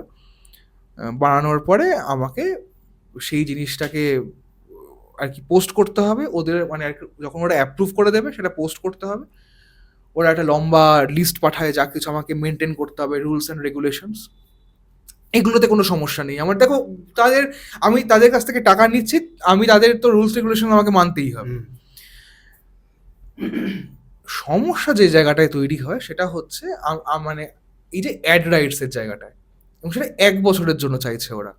আমি একটা লামসাম অ্যামাউন্ট দাবি করে বসি, কারণ আমি 1 বছর ধরে আমার ভিডিওটা তোমাদের, ঠিক আমি বুঝতে পারছি। অ্যাড রাইটস মানে হচ্ছে যে ধরো তুমি কোনো একটা কন্টেন্ট তুমি আপলোড করলে, তুমি ধরো তাদের সঙ্গে কোলাবোরেশন করেছো, ঠিক আছে, এবার ওই কন্টেন্টটা তোমার প্রোফাইলও দেখাচ্ছে, তাদের প্রোফাইলও দেখাচ্ছে ইনস্টাগ্রামে, কোলাবোরেশনে তাই হ্যাঁ হয়। কোলাবোরেশনে তাই হবে। এরা কি করবে, এরা তখন ওইতে মানে টাকা লাগানো শুরু করবে 1 বছর ধরে, ওর মানে ওই ভিডিওটাকে বুস্ট করবে ওরাই করবে, ওরাই বুস্ট করতে থাকবে, ঠিক আছে। তো ওদের কাছে চ্যানেলের সব হ্যান্ডেল তো চলে গেল তাহলে? না তোমাকে টাকা পাঠাবে না, ওরা যেহেতু কোলাবোরেশন হচ্ছে, তো কোলাবোরেশন তো কোলাবোরেশন, হ্যাঁ হ্যাঁ হ্যাঁ, হ্যাঁ ঠিক ঠিক, ওরা কিছু করে একটা বুস্ট করাতে পারবে জিনিসটাকে, তো করা যায়। তো ওরা আর কি এই জিনিসটা করবে। তো আমি বলি যে দেখো আমি এই জিনিসটা চাই না করতে, আমি প্রথমেই বলে দিই যে আমি প্রথমে বলি অ্যাড রাইটস তো নিতে চাই না। তখন ওরা বলে তুমি কত টাকা তুমি বলছো বলো। আমি তখন বলি যে অ্যাড রাইটসটা কি দিতেই হয়, বলে হ্যাঁ, ওটা ছাড়া কিন্তু পসিবল নয়। পরের বার থেকে অ্যাড রাইটসের মানে ইয়ে কমিয়ে দেবো। আমাকে অদ্ভুত অদ্ভুত কথা বলে, তুমি যখন পারো তখন আমাদের সঙ্গে কোলাবোরেশন করতে পারো, আমরা সব সময়তেই রাজি আছি, মানে খুলে বসে আছে যখন হ্যাঁ যখন তুমি করো করে টাকা না, আমরা অ্যাড না। ওদের দাবিটা কি বলতো, আমি এটা বুঝতে পারলাম, ওরা কোনো ক্রিয়েটারের অ্যাকাউন্ট থেকে কোনো জিনিস পোস্ট করিয়ে নিজের অ্যাকাউন্টটা বাঁচাচ্ছে, কিন্তু করে আমার অ্যাকাউন্ট থেকে টাকা ওরা কনস্ট্যান্ট ওতে বুস্ট করবে, করে ওখান থেকে যেটা রিচ নেবে, এটা ওদের দাবি। আমার বক্তব্য হচ্ছে এটা যদি আমি করি তাহলে তো আমার অ্যাকাউন্টের রিচটা পড়ে যাবে, কারণ আমার গল্প লোকজন তো শুনছে না, ওতে তোমার ব্র্যান্ডের ইয়ে হচ্ছে, তো তাহলে আমার সেরকম টাকা চার্জ করা উচিত। নিশ্চয়ই। তো আমি একটা সুন্দর অ্যামাউন্ট চার্জ করেছি, এটা থেকে আমার মনে হয়েছে যে ঠিক আছে, আমার কিছু স্ট্র্যাটেজি ছিল, সেটা আমি দিয়ে বের করে দেবো, যা তুমি তোমার কাজ করেছো। হ্যাঁ হ্যাঁ, ওরা আমাকে জানায়, এবার আমি অ্যামাউন্টটা বলছি। 1 বছরের অ্যাড রাইটস, 3টে ভিডিও, প্রত্যেক ভিডিওর জন্য 4,000 টাকা করে দেবে বলেছে। 1 বছর ধরে আমার ভিডিও ওরা অ্যাড চালাবে, 1 বছর ধরে ওরা বিজনেস করবে, আমাকে বলেছে ওরা আমাকে 4,000 টাকা দেবে। আমি বললাম ঠিক আছে, কত ঠিকই ব্যাপারটা। চ্যানেল নামটা জানি কিন্তু বলতে পারছি না, আমাদের কপিরাইটস আসবে বা হ্যাঁ লিগ্যাল নোটিশ চলে আসবে, হ্যাঁ সমস্যা কিছু ভয়ও পায় তোরা নাকি? হ্যাঁ, আর দেখো আজকে অন্য দেখো কম টাকায় কি জীবনে কোথাও কাজ করিনি, করেছি, অবশ্যই করেছি, কিন্তু একটা রেপুটেটেড ব্র্যান্ড সে যদি আমাকে ধরো বলতো যে আমাকে শুধু ভিডিও বানিয়ে দিতে হবে বা আমার গল্পের তুমি মধ্যে ইনকর্পোরেট করতে তুমি হবে, জানো দ্যাটস এই ফাইন। কারণের জন্য বড় বড় সেলিব্রিটিস যারা যারা আছে হুম। আমাদের এই ইন্ডাস্ট্রিতে, দেবজিৎ, হুম এরা নিজস্ব প্রোডাকশন খুলেছে এখান দিয়ে বেরিয়ে, এর তো একটা মেন প্রোডাকশন তো আছে তো, হুম হুম তুমি জানো এদের মেন হুম প্রোডাকশন, হুম সেখান থেকে এরা এই প্রোডাকশনটা হুম খুলেছে। হুম। এই জন্য এদের এখান থেকে ভালো ভালো যারা বড় বড় আর্টিস্ট আছে, মানে সিনেমা করেন অ্যাক্টার্স আছেন, হুম। অ্যাক্ট্রেস আছেন, তারা বেরিয়ে গিয়ে নিজের প্রোডাকশন খুলেছে হ্যাঁ দেখো, এরকম মানে ছ্যাঁচড়ামির জন্য কিন্তু। দেখো আমি মনে করি নিজের প্রোডাকশন এই যে ওরা খুলেছে এটা হুম, কিন্তু আলটিমেটলি মানে কি বলবো, নিজের বিজনেস, নিজের একটা ইন্ডিপেন্ডেন্ট ব্যাপার যে আমার প্রোডাকশনে কাজ হচ্ছে, যে তাহলে আমি একটা ভালো কিছু করার চেষ্টা করবো নিশ্চয়ই। এরকম কিছু, বাট আলটিমেট মোটিভটা তো বিজনেসই। Art obviously it's a part of the game, যে হ্যাঁ আমি এটা খুব সুন্দর করে সিনেমা বানাবো, অবভিয়াসলি এই জিনিসটাও থাকতে হবেই, নিশ্চয়ই। বাট বিজনেসটা ছাড়া মানে মানে আমি এই জিনিসটা বাঙালিদের মধ্যে বা আমি চারপাশের লোকজন আমাদের প্রচন্ড দেখি, টাকা জিনিসটাকে না খুব অদ্ভুত চোখে দেখা হয়। আমি ছোটবেলা থেকে ওই জিনিসটা দেখতাম এবং আমি মানে খুব এটা নিয়ে কথা বলি, আমি ইনস্টাগ্রাম বা মানে আর কি সোশ্যাল মিডিয়ায় এখনো অতটা আর কি ভোকাল নয় এই জিনিসটা নেই, বাট আমি আমার পার্সোনাল লাইফ বা বিভিন্ন যারা বন্ধু বান্ধব বা পড়ি তারা খুব জানে এই জিনিসটা, যে সায়নদীপ নিয়ে খুব ভোকাল, যে টাকাকে না মানুষ খুব মানে আর কি বাজে বানিয়েছে। তুমি দেখবে একটা জিনিস আমাদের মধ্যবিত্ত ফ্যামিলিদের মধ্যে প্রচন্ড জিনিসটা কাজ করে, যে টাকা মানেই খুব একটা খারাপ জায়গা থেকে টাকা আসছে, দেখেছিস ও টাকা ইনকাম করছে তাহলে ও লোভী, মানে টাকার প্রতি একটা অদ্ভুত বাজে একটা মানে দৃষ্টি দেওয়া মানুষের নেচার। হুম, ভাই আজকে যদি ধরো আমার পরিচিত কারোর শরীর খারাপ হলো, আমাকে হসপিটালে যেতে হবে, মেডিক্লেম থাকলো না থাকলো পরের ব্যাপার, ভাই তোমাকে তো টাকাটা দিতে হবে তাদেরকে, চিকিৎসা করাতে পারবে না ভাই তুমি এই মুহূর্তে, তোমার কাছে যদি প্রপার টাকা না থাকে, তাহলে টাকাটাকে খারাপ বলছো কেন? একটা মানুষকে 100% মানে টাকা পয়সা নিয়ে মানে যে ফাইন্যান্সিয়াল ইন্ডিপেন্ডেন্স হয় সেটা তো একমাত্র বিজনেসে দিতে পারে। আমার তো অ্যাটলিস্ট তাই মনে হয়, যে তুমি ব্যবসা করে বা তুমি এমন কিছু একটা ক্রিয়েট করলে সেখান থেকে তুমি প্রচুর টাকা পয়সা ইনকাম করতে পারবে। এটা কমপ্লিটলি আমার মনে হয় যে ব্যবসা মানুষকে করতে হবে। তুমি যদি সেটা করো তাহলে কিন্তু তোমার কাছে টাকা আসবে, মানুষ সেই জিনিসটাকেই খারাপ বলে।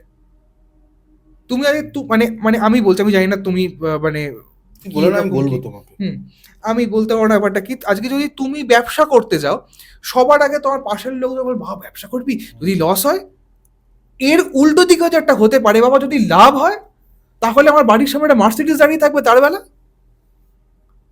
বাবা ব্যবসা করতে গেলে মূলধন কোত্থেকে আসবে, আরে ভাই কোথাও না কোথাও থেকে তো আসবে, সেইটা কি করে জমা দেবো, কি করে কি করব না করব, ওর প্রচুর ফ্যাশন ভাই একটা মানুষ, ধরো আজকে আমি একটা এডিটিং ফার্ম আমার কাছে আছে, ঠিক আছে, তাহলে একটা ফ্রিল্যান্সার যে আর কি এডিটার, তাকে আমি হায়ার করছি যে ভাই তুমি আমার এডিটটা করে দাও, এরকম করে আমি তো একটা মানুষকে, তাকে আমি 3,000 টাকা দিচ্ছি সাপোজেটলি, আমি একটা মানুষের পকেটে 3,000 টাকা দিতে পারলাম তো, কজন পেরেছে, কজন, আমি খুব একদম ছোট স্কেলে বলছি, যারা বড় বড় বিজনেস করে ফেলেছে তাদের কথা আলাদা, আমি ছোট স্কেলেই বলছি। একটা এডিটিং হাউস থেকে আমার কাছে কাজ আসলো, আমি আমার কমিশন রাখলাম, রেখে যে ফ্রিল্যান্সারকে দিয়ে কাজ করাচ্ছিস তাকে আমি বললাম তুই 3,000 টাকা রাখ ভাই, তার কাছে 3,000 টাকা এলো, আমার কমিশন একটা এক্সওয়াইজেড কিছু একটা পরিমাণ থাকলো, বা আমি যদি করি সেই টাকাটা আমার কাছেই থাকলো, বাট আলটিমেটলি আমি একটা মানুষকে 3,000 টাকা দিতে পারলাম। ভাই তোমরা মানে যারা এই ডাউটটা করছে ব্যবসা নিয়ে, তোমরা কোনোদিন কাউকে টাকা দিতে পারোনি, আমি পেরেছি, ধক লাগে এটা করার জন্য। আর একটা জিনিস দা, তুমি যদি খেয়াল করো, হুম। তোমার ভালো কেউ চায় না, এটা হচ্ছে সব থেকে পৃথিবীর হ্যাঁ। সবচেয়ে চরম সত্য, হুম, ঠিক হুম, আছে? হুম। মানে মানে আমি মনে করি এক্সেপ্ট ইউর ফ্যামিলি। হ্যাঁ, মানে এক্সেপ্ট ফ্যামিলির থেকেও বড় কথা হচ্ছে ফ্যামিলির মধ্যেও অনেক শত্রুতা থাকে। 100 বার। যারা আমাকে এখানে অনেকদিন ধরে দেখছে তারা জানে আমি কি লাইনে কাজ করি এবং আমার ভাইও কি লাইনে কাজ করি। মেন কিন্তু অন্য একটা লাইন ছিল আমাদের, সেখান থেকে দাঁড়িয়ে আমরা পডকাস্ট খুলেছি, পডকাস্ট থেকে আমাদের আর্নিং হচ্ছে, যেটা আমি হুম। মিথ্যা কথা বলবো না। আপনারা দেখছেন এবং আপনাদের জন্যই আমি এত কিছু করতে পারছি। সেম ইয়ার, সেম ইয়ার। তো তারা না থাকলে আমি থাকবো না। 100 বার, 100 বার। কিন্তু মানুষের কাছে কি হয় যে আমরা ধরো ঘুরতে গেছি, হুম। আমি অনেক কিছু শেয়ার করি না আমি ফেসবুকে, হুম। যারা জানে তারা জানে, আমরা অনেক জায়গায় ঘুরতে গেছি, বাড়িতে অনেক কিছু চেঞ্জ করেছি, সেটআপটা অন্যরকম, তুমি দেখেছো হুম। ভিডিও অন্যরকম সেটআপে, হুম। এসে দেখছো অন্য একটা সেটআপের ভিডিও। লোকের কাছে কোনো না কোনো ভাবছে যে আমরা না খুব প্রচণ্ড টাকা রোজগার করি, হ্যাঁ হ্যাঁ হ্যাঁ হ্যাঁ। ঠিক আছে, আমি কয়েকটা পয়েন্ট তোমার বলবো। একটা পয়েন্ট বলুন, আমার ফ্যামিলির লোকেরা অনেকে ভাবে যে আমাদের প্রচুর টাকা হয়ে গেছে এই জন্য আমরা হাম্বল না। হুম কিন্তু এটা না যে আমি তোমার সাথে কথা বলবো না, হুম কারণ আমার একটা নিজস্ব জায়গা তৈরি আমি করেছি। হুম একটা সময় ছিল যে তুমি আমাকে যায় তা বলেছো, হুম। এখন আমার জায়গা চেঞ্জ হয়েছে, আমি এখন তোমার সাথে কথা বলছি না। এর মানে কি লোক ভাবছে তুমি হাম্বেল নেই, আর ঠিক কথা। তোমার টাকার গরমটা তুমি আবার দেখাচ্ছ, হুম কিন্তু না, কিন্তু সেটা হুম তুমি যদি একটু ভালো ভালো মানুষের সাথে মেশো, তারা দেখবে তারা খুব একা হুম। এবং তারা সাকসেসফুল। কেন True বলো that. তো? কারণ তাদের যখন তারা উঠছে, তাদের আশেপাশের সঙ্গকরা তারা ছুতে পারছে না তো। ঠিক কথা। তারা আস্তে আস্তে উঠে যাচ্ছে। হুম। তো এইগুলো থাকে, না না, I believe it's always alone on এগুলো দ্য টপ। থাকে, আর এই লোকেরা এই ধরনের কথা বলবে। এবং আমি একটা জিনিস আমি এটা বলি, এরা অনেকে হাসি পেতে পারে। অনেক পডকাস্টার যারা আমার মতো পডকাস্ট করছে, তারা ভাবছে কৌশিক সেন কে পডকাস্ট প্রচুর টাকা রোজগার করছে, হুম। কিন্তু বিশ্বাস করো আমরা সব থেকে কম টাকা নিই পডকাস্টে। আমি একটা কথা বলবো। হ্যাঁ, 2022 সাল অবধি আমার না মানে আমার একটা অদ্ভুত বাজে জিনিস আছে, আমার হাতে টাকা থাকে না। টাকা আসে টাকা বই, টাকা আসে টাকা বেরিয়ে যায়, এরকম একটা ব্যাপার স্যাপার। আমি তাই বলে কি আমি জমাতে পারি না? জমাই ভাই, গাড়ি ফাড়ি সমস্ত কিনেছি, এমনি এমনি নয়, বাইক কিনতে হয়েছে আমাকে, না জমালে তো হতো না। যাই হোক, এবারে ব্যাপারটা হচ্ছে যে উম, আমি যখন দেখি কেউ এরকম চিন্তা ভাবনা করছে, এবার কেন দেখি তার কারণটা আমি একটু আসছি। 2022 সালের মার্চ মাসের দিকে আমার একটা বান্ধবীর সঙ্গে আলাপ হয়, তার সাথে আমার খুব ভালো বন্ধু। এবারে ও না এসে আমাকে একটা জিনিস বলে যে ফিল্টার করতে জানতে হবে, লোককে না বলতে জানতে হবে। আমি খুব ইয়েস ম্যান, মানে আমি না তোমাকে চেষ্টা করবো যাতে তোমার যাতে ঠিক আছে, তোমার যাতে মানে না খারাপ লাগে, কম্প্রোমাইজ যেটা বলে। কম্প্রোমাইজ করে নেবো নিজেকে এর সঙ্গে একটুখানি হুম, হুম। করে, না এটা করলে চলবে না, এই গন্ডগোল আছে। তো কি করতে হবে? বলতে যে এই যে তুমি ধরো বললে যে তোমার ফ্যামিলির মধ্যে যে এই যে জিনিসটা ভাবে যে তোমার প্রচুর অহংকার কারণ তোমার কাছে প্রচুর টাকা।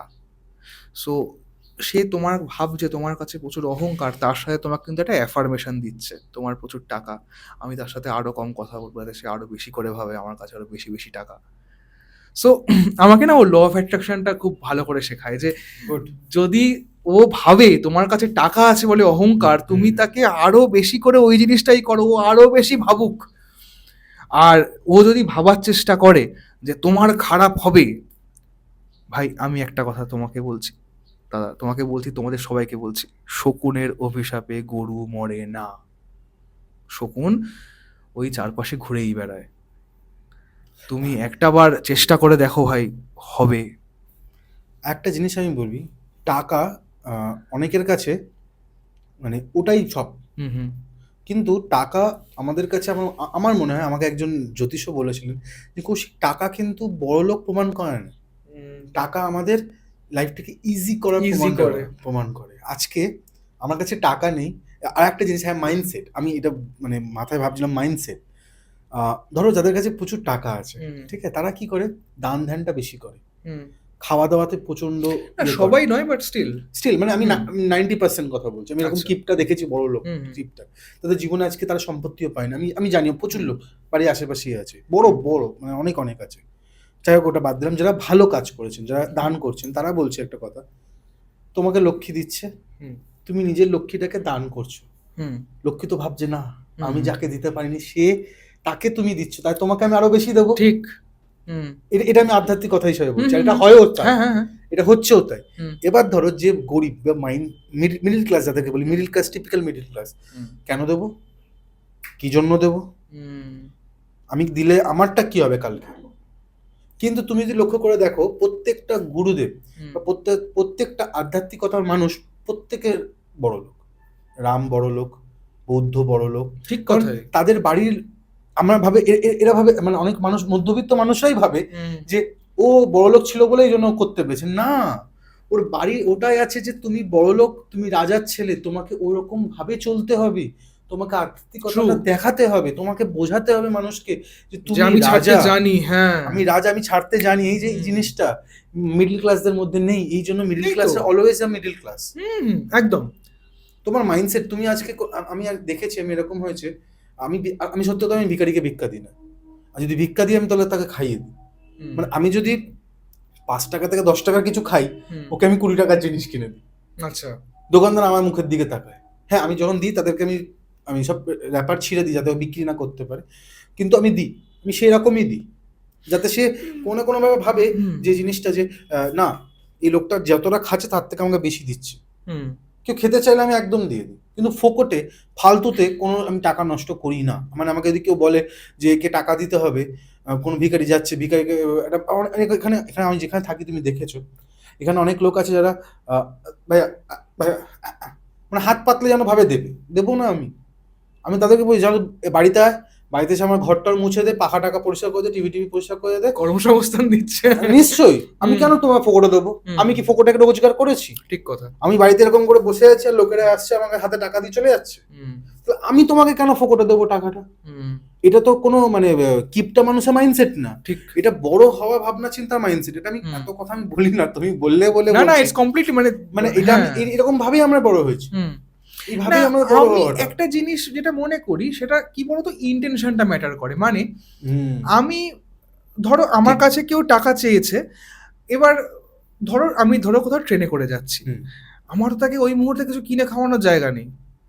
আমি দেখতে পাচ্ছি যে সত্যিই অপারগ হয়তো কাজ করতে, তার খুব বয়স হয়ে গেছে, একদম বা নিশ্চয়ই। তার হয়তো কোনোভাবে কোনো অঙ্গ প্রত্যঙ্গ নেই, এরকম না, একটা না। কিছু একটা সমস্যা হচ্ছে।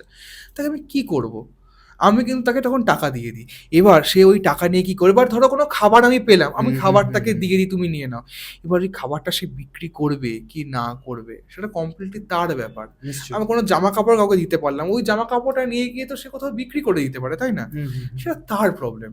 আমি আমার এই তরফ জিনিসটা থেকে এই জিনিসটা তুমি বুঝতে পেরেছো বা এই হুম, জিনিসটা তুমি বুঝতে পারো, হুম, কিন্তু অনেক সময় কেউ আমার ব্যস্ততার কারণে আমরা এটা করতে পারি না। হুম, হুম, অত কে ইনকোয়ারি করতে হবে? ঠিক। কিন্তু যার সিসিটিভি মানে ভগবানের সিসিটিভিতে আমি ধরা পড়েই রয়েছি এক্সাক্টলি। যে তুমি কি করছো, তুমি হুম, কি করবে। হুম, হুম, হুম। তারা জানে যে তোকে আমি এই জন্য পাঠিয়েছি বা তুই এটাই করবি, এর বাইরে তুই যাবি না। ট্রু তো দ্যাট। অনেকের কাছে এরকম হয়েছে, কিছু কিছু ইনসিডেন্ট আমার খুব খারাপ লাগে। আমার বন্ধু বান্ধবের মধ্যে আছে, আমার হচ্ছে 125 সিসির বাইক, আমার ভাইয়ের কাছে আছে 350 সিসির বাইক, মানে রয়্যাল এনফিল্ড আছে। হুম, যখন আমি গাড়ি কিনি আমি ভাইয়ের গাড়িটা নিয়ে একটু বেরোতাম, মানে একটু ভালো লাগে, ওর গাড়িটা একটু বিশাল হ্যাঁ, পাওয়ারফুল, হ্যাঁ। তো চালাতেও মজা আলাদা একটা লাগে।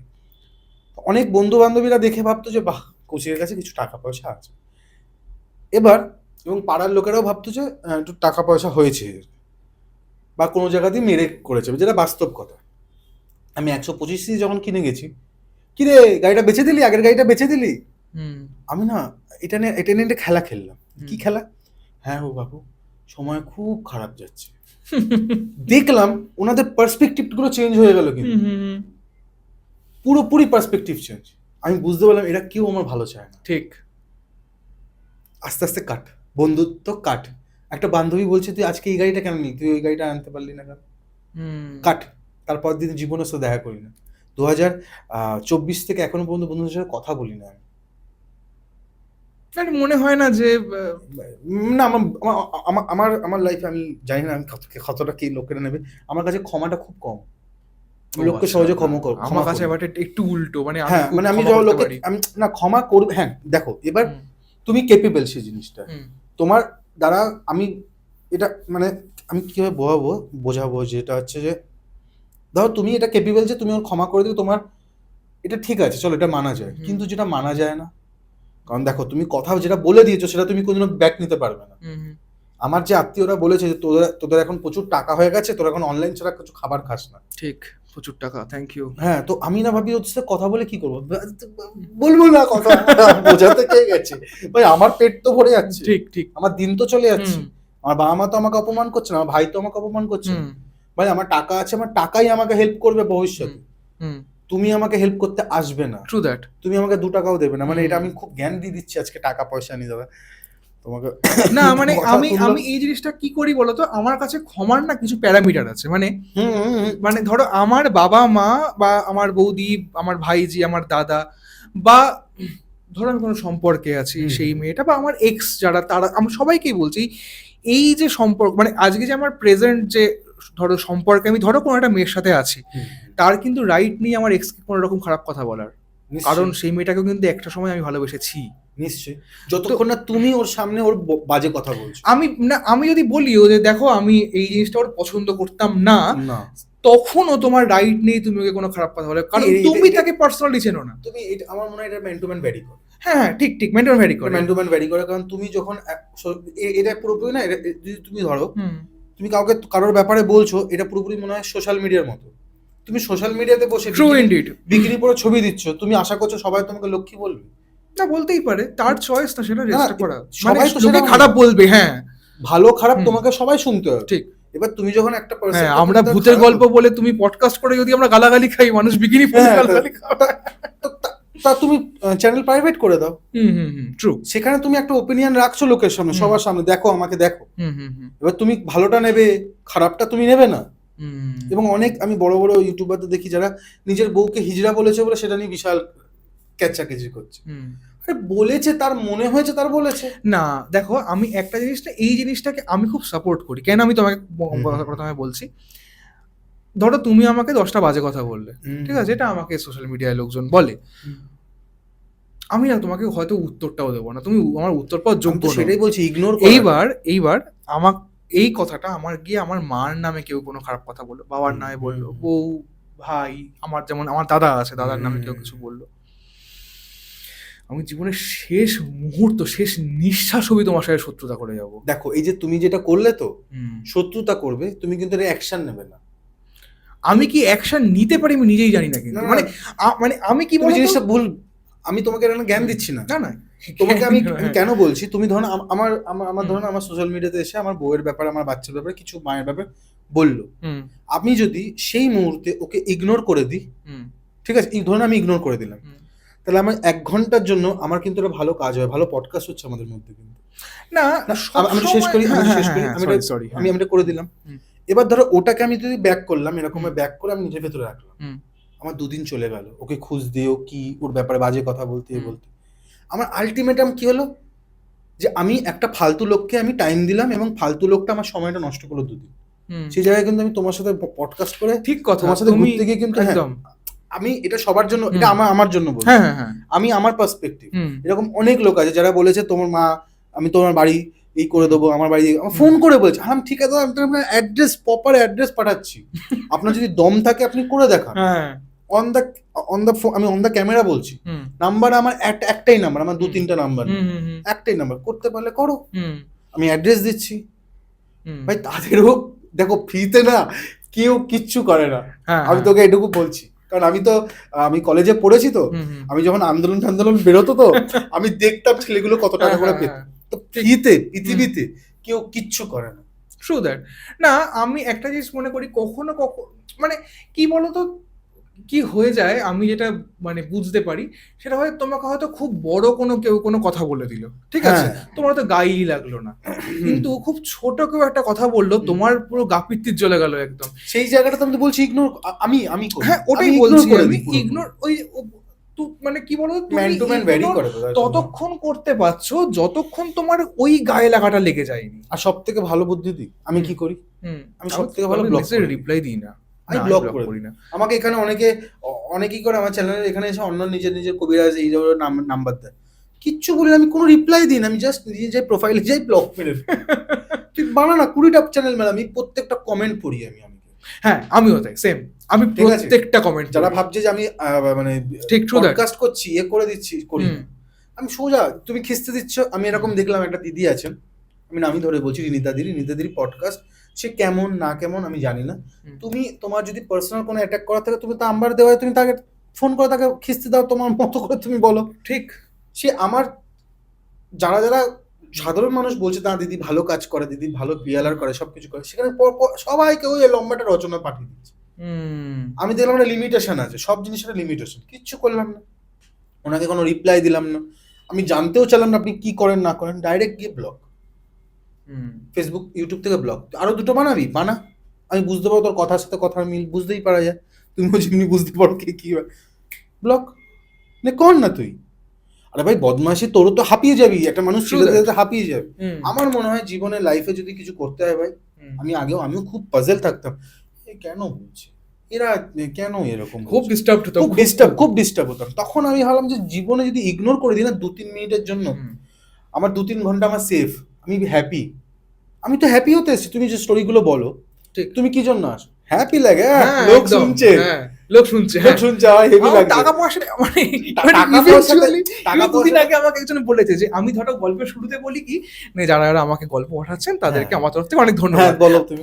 আমাকে বলছে ধন্যবাদ দিয়ে কি হবে, হ্যাঁ। যে টাকাটা ইনকাম করছেন তার কিছুটা পার্সেন্টেজ তো দিন। ভাবছে ফেসবুক, ইউটিউব, ইনস্টাগ্রামে প্রচুর টাকা রোজগার হয়, বা কিচ্ছু রোজগার হয় না, এটা অনেকে জানে না, ইনস্টাগ্রাম একটা পয়সা নেয় দেয় না। তাও কোলাবোরেশন করতে গেলে এমন টাকা চাইলে হয়নি 3টে ভিডিওতে।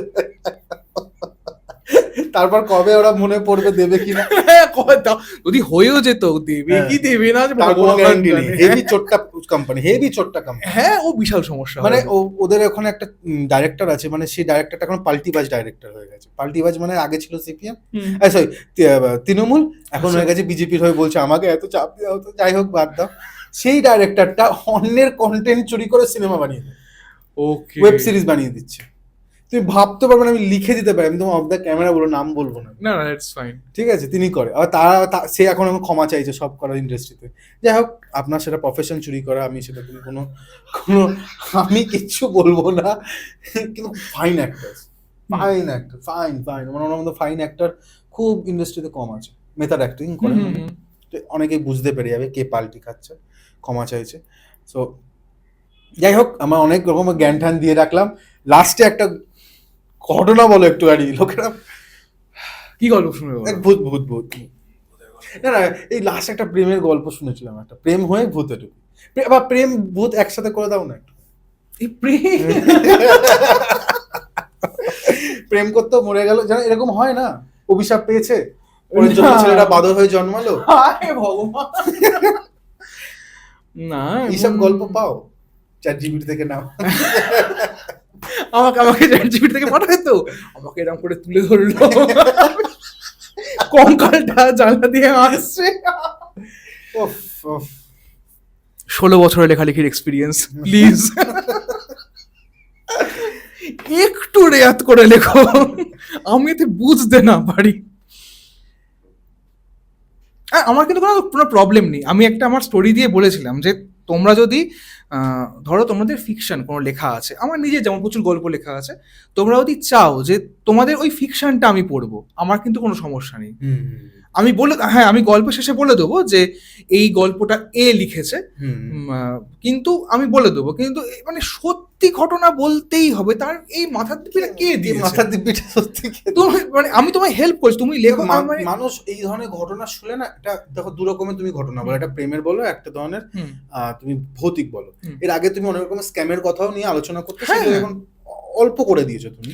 আমি দিই না বললেই চলে, কারণ দেখো মানুষ অতটা ইন্টারেস্ট না, ইন্টারেস্টেড। দেখো মানে আমি যে প্রফেশনটার মধ্যে এই মুহূর্তে মেইনলি আছি, মানে কাজটা করি, ফটোগ্রাফি, ভিডিওগ্রাফি, এই সমস্ত কিছু, আমি একটা জিনিস বুঝতে পেরেছি যে মানুষ যতদিন না নিজে থেকে বুঝবে না ততদিন হবে না। আমি আজকে মানে মানে যখন আমি কথাটা বলেছিলাম যে তোমরা মডেল, তোমরা বউ নও, বউ সেজে মডেল হওয়া যায় না, তখন আমি দেখেছিলাম প্রচুর ফটোগ্রাফার, প্রচুর মডেল।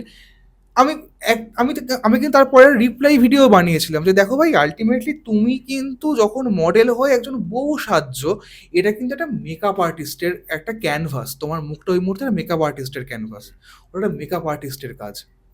যদি একটা মডেল যদি বউ হয়ে মানে বউ সেজে যদি মডেল হয়ে যায়, তাহলে প্রত্যেকটা বাড়ির মেয়েরা যাদের বিয়ে হচ্ছে তারা প্রত্যেকে মডেল, কারণ তারা প্রত্যেকে বিয়ের সময় ওই পোস্টগুলোই দেয়, তোমরা তাদের মধ্যে কোনো ফারাক নেই। আমাদের একটা প্রবলেম, খুব বিশ্ববিখ্যাত প্রবলেম হচ্ছে, যেটা আমরা ভাবি আমরা যেমন আমরা সেরকমই লোকদেরকে বোঝাতে পারবো, কিন্তু সব থেকে বড় মিথ্যে কথা। একদমই তাই, তুমি যেভাবে ভাবছো মানুষটা সেভাবে ভাববে না, নিজের মতো করে ভাববে। মানে সঙ্গে সঙ্গে আমি পুরো গোটা ভিডিওতে একবারের জন্য বলিনি যে আমি বিরাট ভালো ফটোগ্রাফার, আমি কিছু বলিনি। তুমি কিন্তু অপমান করতে চাইছো না, মানে তারা নিয়ে নেবে অপমান। একদমই তাই, আমি বলছি যে ভাই এই কাজটা তোমরা করো না, এটা তোমাদের ক্ষতি হচ্ছে। হ্যাঁ, যে তোমরা যদি আজকে ভাবো তোমরা বউ সাজবে, তোমরা যে কোনো বাইরের ইন্ডাস্ট্রিতে কাজ পাবে না, কারণ তারা ভাবে এইবার প্রচুর ফটোগ্রাফারদের গায়ে লেগে গেল, মডেলদের গায়ে লেগে গেল, তারা বলা শুরু করলো যে পাবে না। দেখো ইনস্টাগ্রামে আমাকে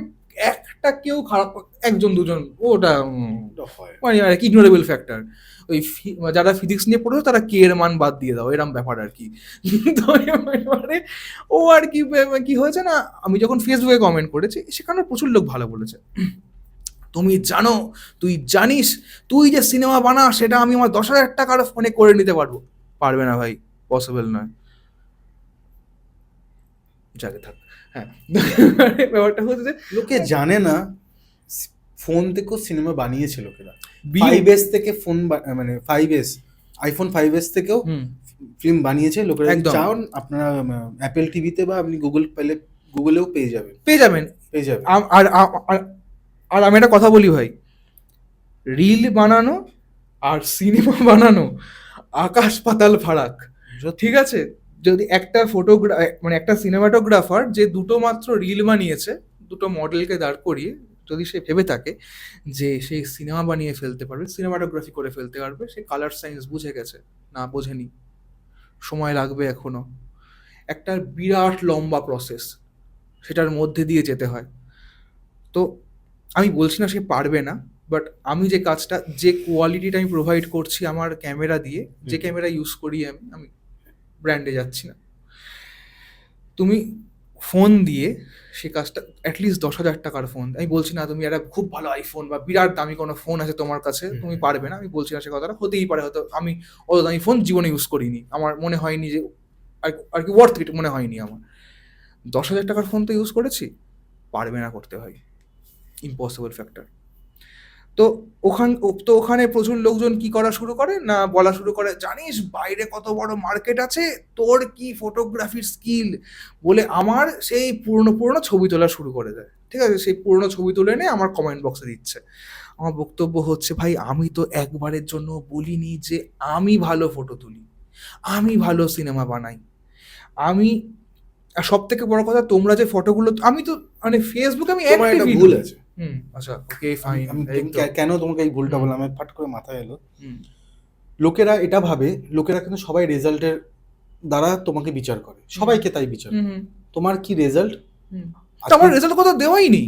ব্যাপারটা এটাই তো। তুমি এখন তোমার জায়গায় সেই কথাগুলো যদি সৃজিত মুখার্জি বলতেন, না স্যার আপনি ঠিক বলেছেন, সে তো অনেক বড় বড় মানে মানে মানে যে ফটোগ্রাফারটা বলছে বলছে তো। এবার ধরো সেই তুমি যখন বলছো সেটা কিন্তু তারা নিতে পারছে না, তুই কি করেছিস, এই আরে প্রশ্নটা চলে আসছে। আমি কি করেছি এটা তো ইম্পর্টেন্টই নয়, তাই না? এটাই ইম্পর্টেন্ট, কি কি করে বুঝতে পারলে না important? ব্যাপারটা? হ্যাঁ, ওদের কাছে important, because they are stupid people. তাই জন্য stupid তারা। হ্যাঁ, একদম কমপ্লিটলি আন্ডারস্টুড। আজকে তুমি যদি বাড়িতে গিয়ে ডিকশনারি লেখো, কি হবে ভাই, আমি তো গুগল আছে না, তোমার যে নলেজটা বাড়ছে, এটা ম্যাটার করে। ট্রু। কিন্তু বর্তমানে আমি কিছুদিন আগে একটা পডকাস্ট দেখছিলাম, বাংলাদেশের পডকাস্টটা, খুব সুন্দর কথা বলছে। বর্তমান কিন্তু নলেজেবল না। তুমি এতগুলো দেশের ব্যাপারে রাজধানী জানো বলে পৃথিবীর খুব যায় আসছে তা কিন্তু না। তুমি ডিকশনারি জানো বলে পৃথিবীর যায় আসছে না। তুমি কোন দেশের কোন রাজ্যে কোন লড়াইটা হচ্ছে, কে কোন বোম কিনে ভারত কাকে হেল্প করছে, তোমার কিন্তু তোমার ফ্যামিলি চলছে না। তোমার ফ্যামিলি চলছে তোমার সেই সময় বেস্ট তুমি যেটা জানো সেটার দ্বারা। আচ্ছা, বর্তমান তাই তুমিও তাই করছো, তুমি যেটা বেস্ট জানো। তুমি 10 বছর ধরে তুমি রাইটার, তার সাথে সাথে তুমি এত রকমের কাজ করছো, সেটা তোমার ব্রেড অ্যান্ড বাটার। তুমি এখন যার জন্য আজকে আমরা কথা বলছি সেটার জন্য কিন্তু না। ঠিক। এবার লোকের হচ্ছে এখন যে তুমি নলেজেবল, তো আমি কি করবো জেনে। সোনু নিগম একটা ভালো গান গেয়েছে, আমি শুনো দিয়ে কেন ভিডিও মানে গান বানিয়ে নেবো না? হ্যাঁ, রাইট, কেন?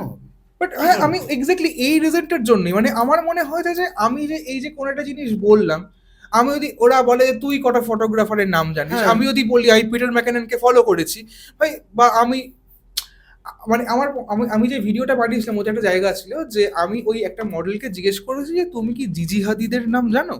ভাই, জিজি হাদিদের নাম কে জানবে না, কেন্ডল জেনারের নাম কে জানবে না? একটা তুমি যখন মডেল হতে এসছো, you have to know this names. ঠিক ঠিক। কারণ মানে আজকে এরা ছাড়া এই পুরো মডেলিং ইন্ডাস্ট্রিটা তো নেই বললেই চলে। ইন্ডিয়াতে নেই, ইন্ডিয়াতে মডেল ইন্ডাস্ট্রি নেই, কিন্তু এটা কথা বলতে আমি অনেক বড় বলে দেবো। তুমি খানিকটা ঠিক বলেছো, আবার পুরোটা ঠিক নয়। না, পুরোটা ঠিক কেন বলছি, কারণ এখানে শো স্টপার্সরা হয়ে যাচ্ছে সব বড় বড় সেলিব্রিটিস। দ্যাট ইজ ফাইন না, কারণ কেন ফাইন হবে? আজকে আজকে যদি আজকে কেন্ডল জেনার যখন লরিয়াল প্যারিসের যখন আর কি ব্র্যান্ড অ্যাম্বাসাডার হয়েছে, তখন কেন্ডল জেনার কিন্তু তার সাথে সাথে ডেভিল কি বলে সিনেমার নাম যেটা বললো, ডেভিল ওয়্যারস প্রাডার যে সেকেন্ড ভার্সন যেটা, ওটার প্রমোশনে কিন্তু কেন্ডল জেনার সেলিব্রিটি বলেই গেছে। আজকে কানে কেন্ডল জেনারকে ডাকা হয় বা জিজি হাদিদকে ডাকা হয় কারণ ও সেলিব্রিটি বলেই।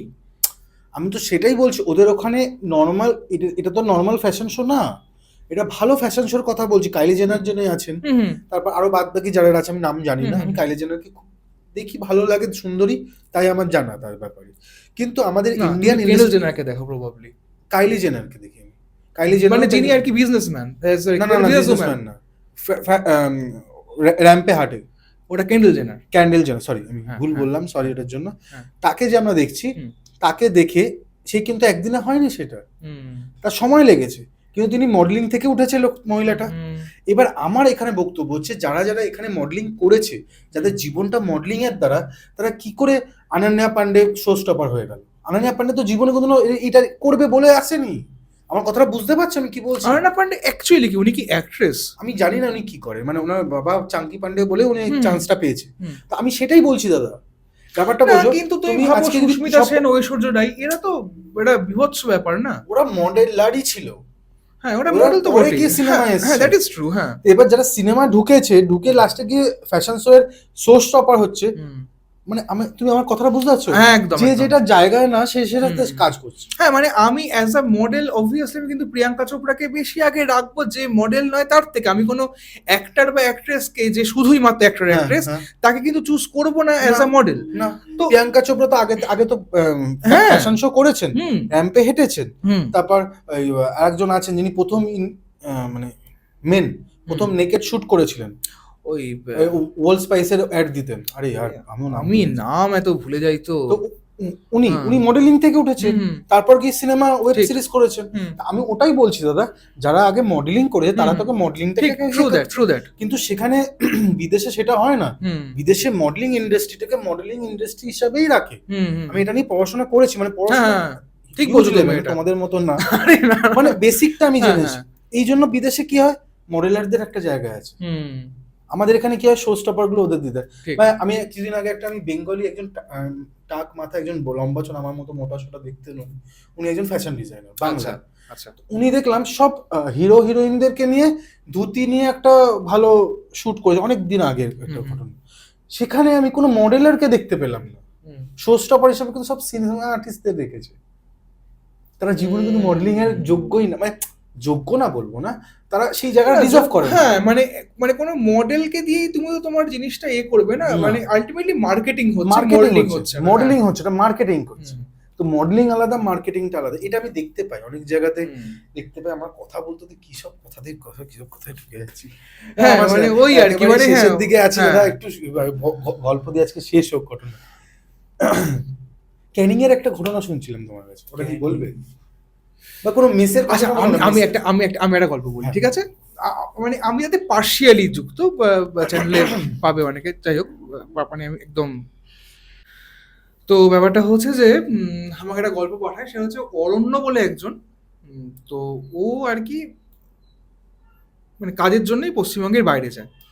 তো গিয়ে ওখানে একটা মানে ফ্ল্যাটে আর কি ও ওঠে, সেখানে রেন্ট ফেন্ট দিচ্ছিল, সমস্ত কিছু করতে থাকছে।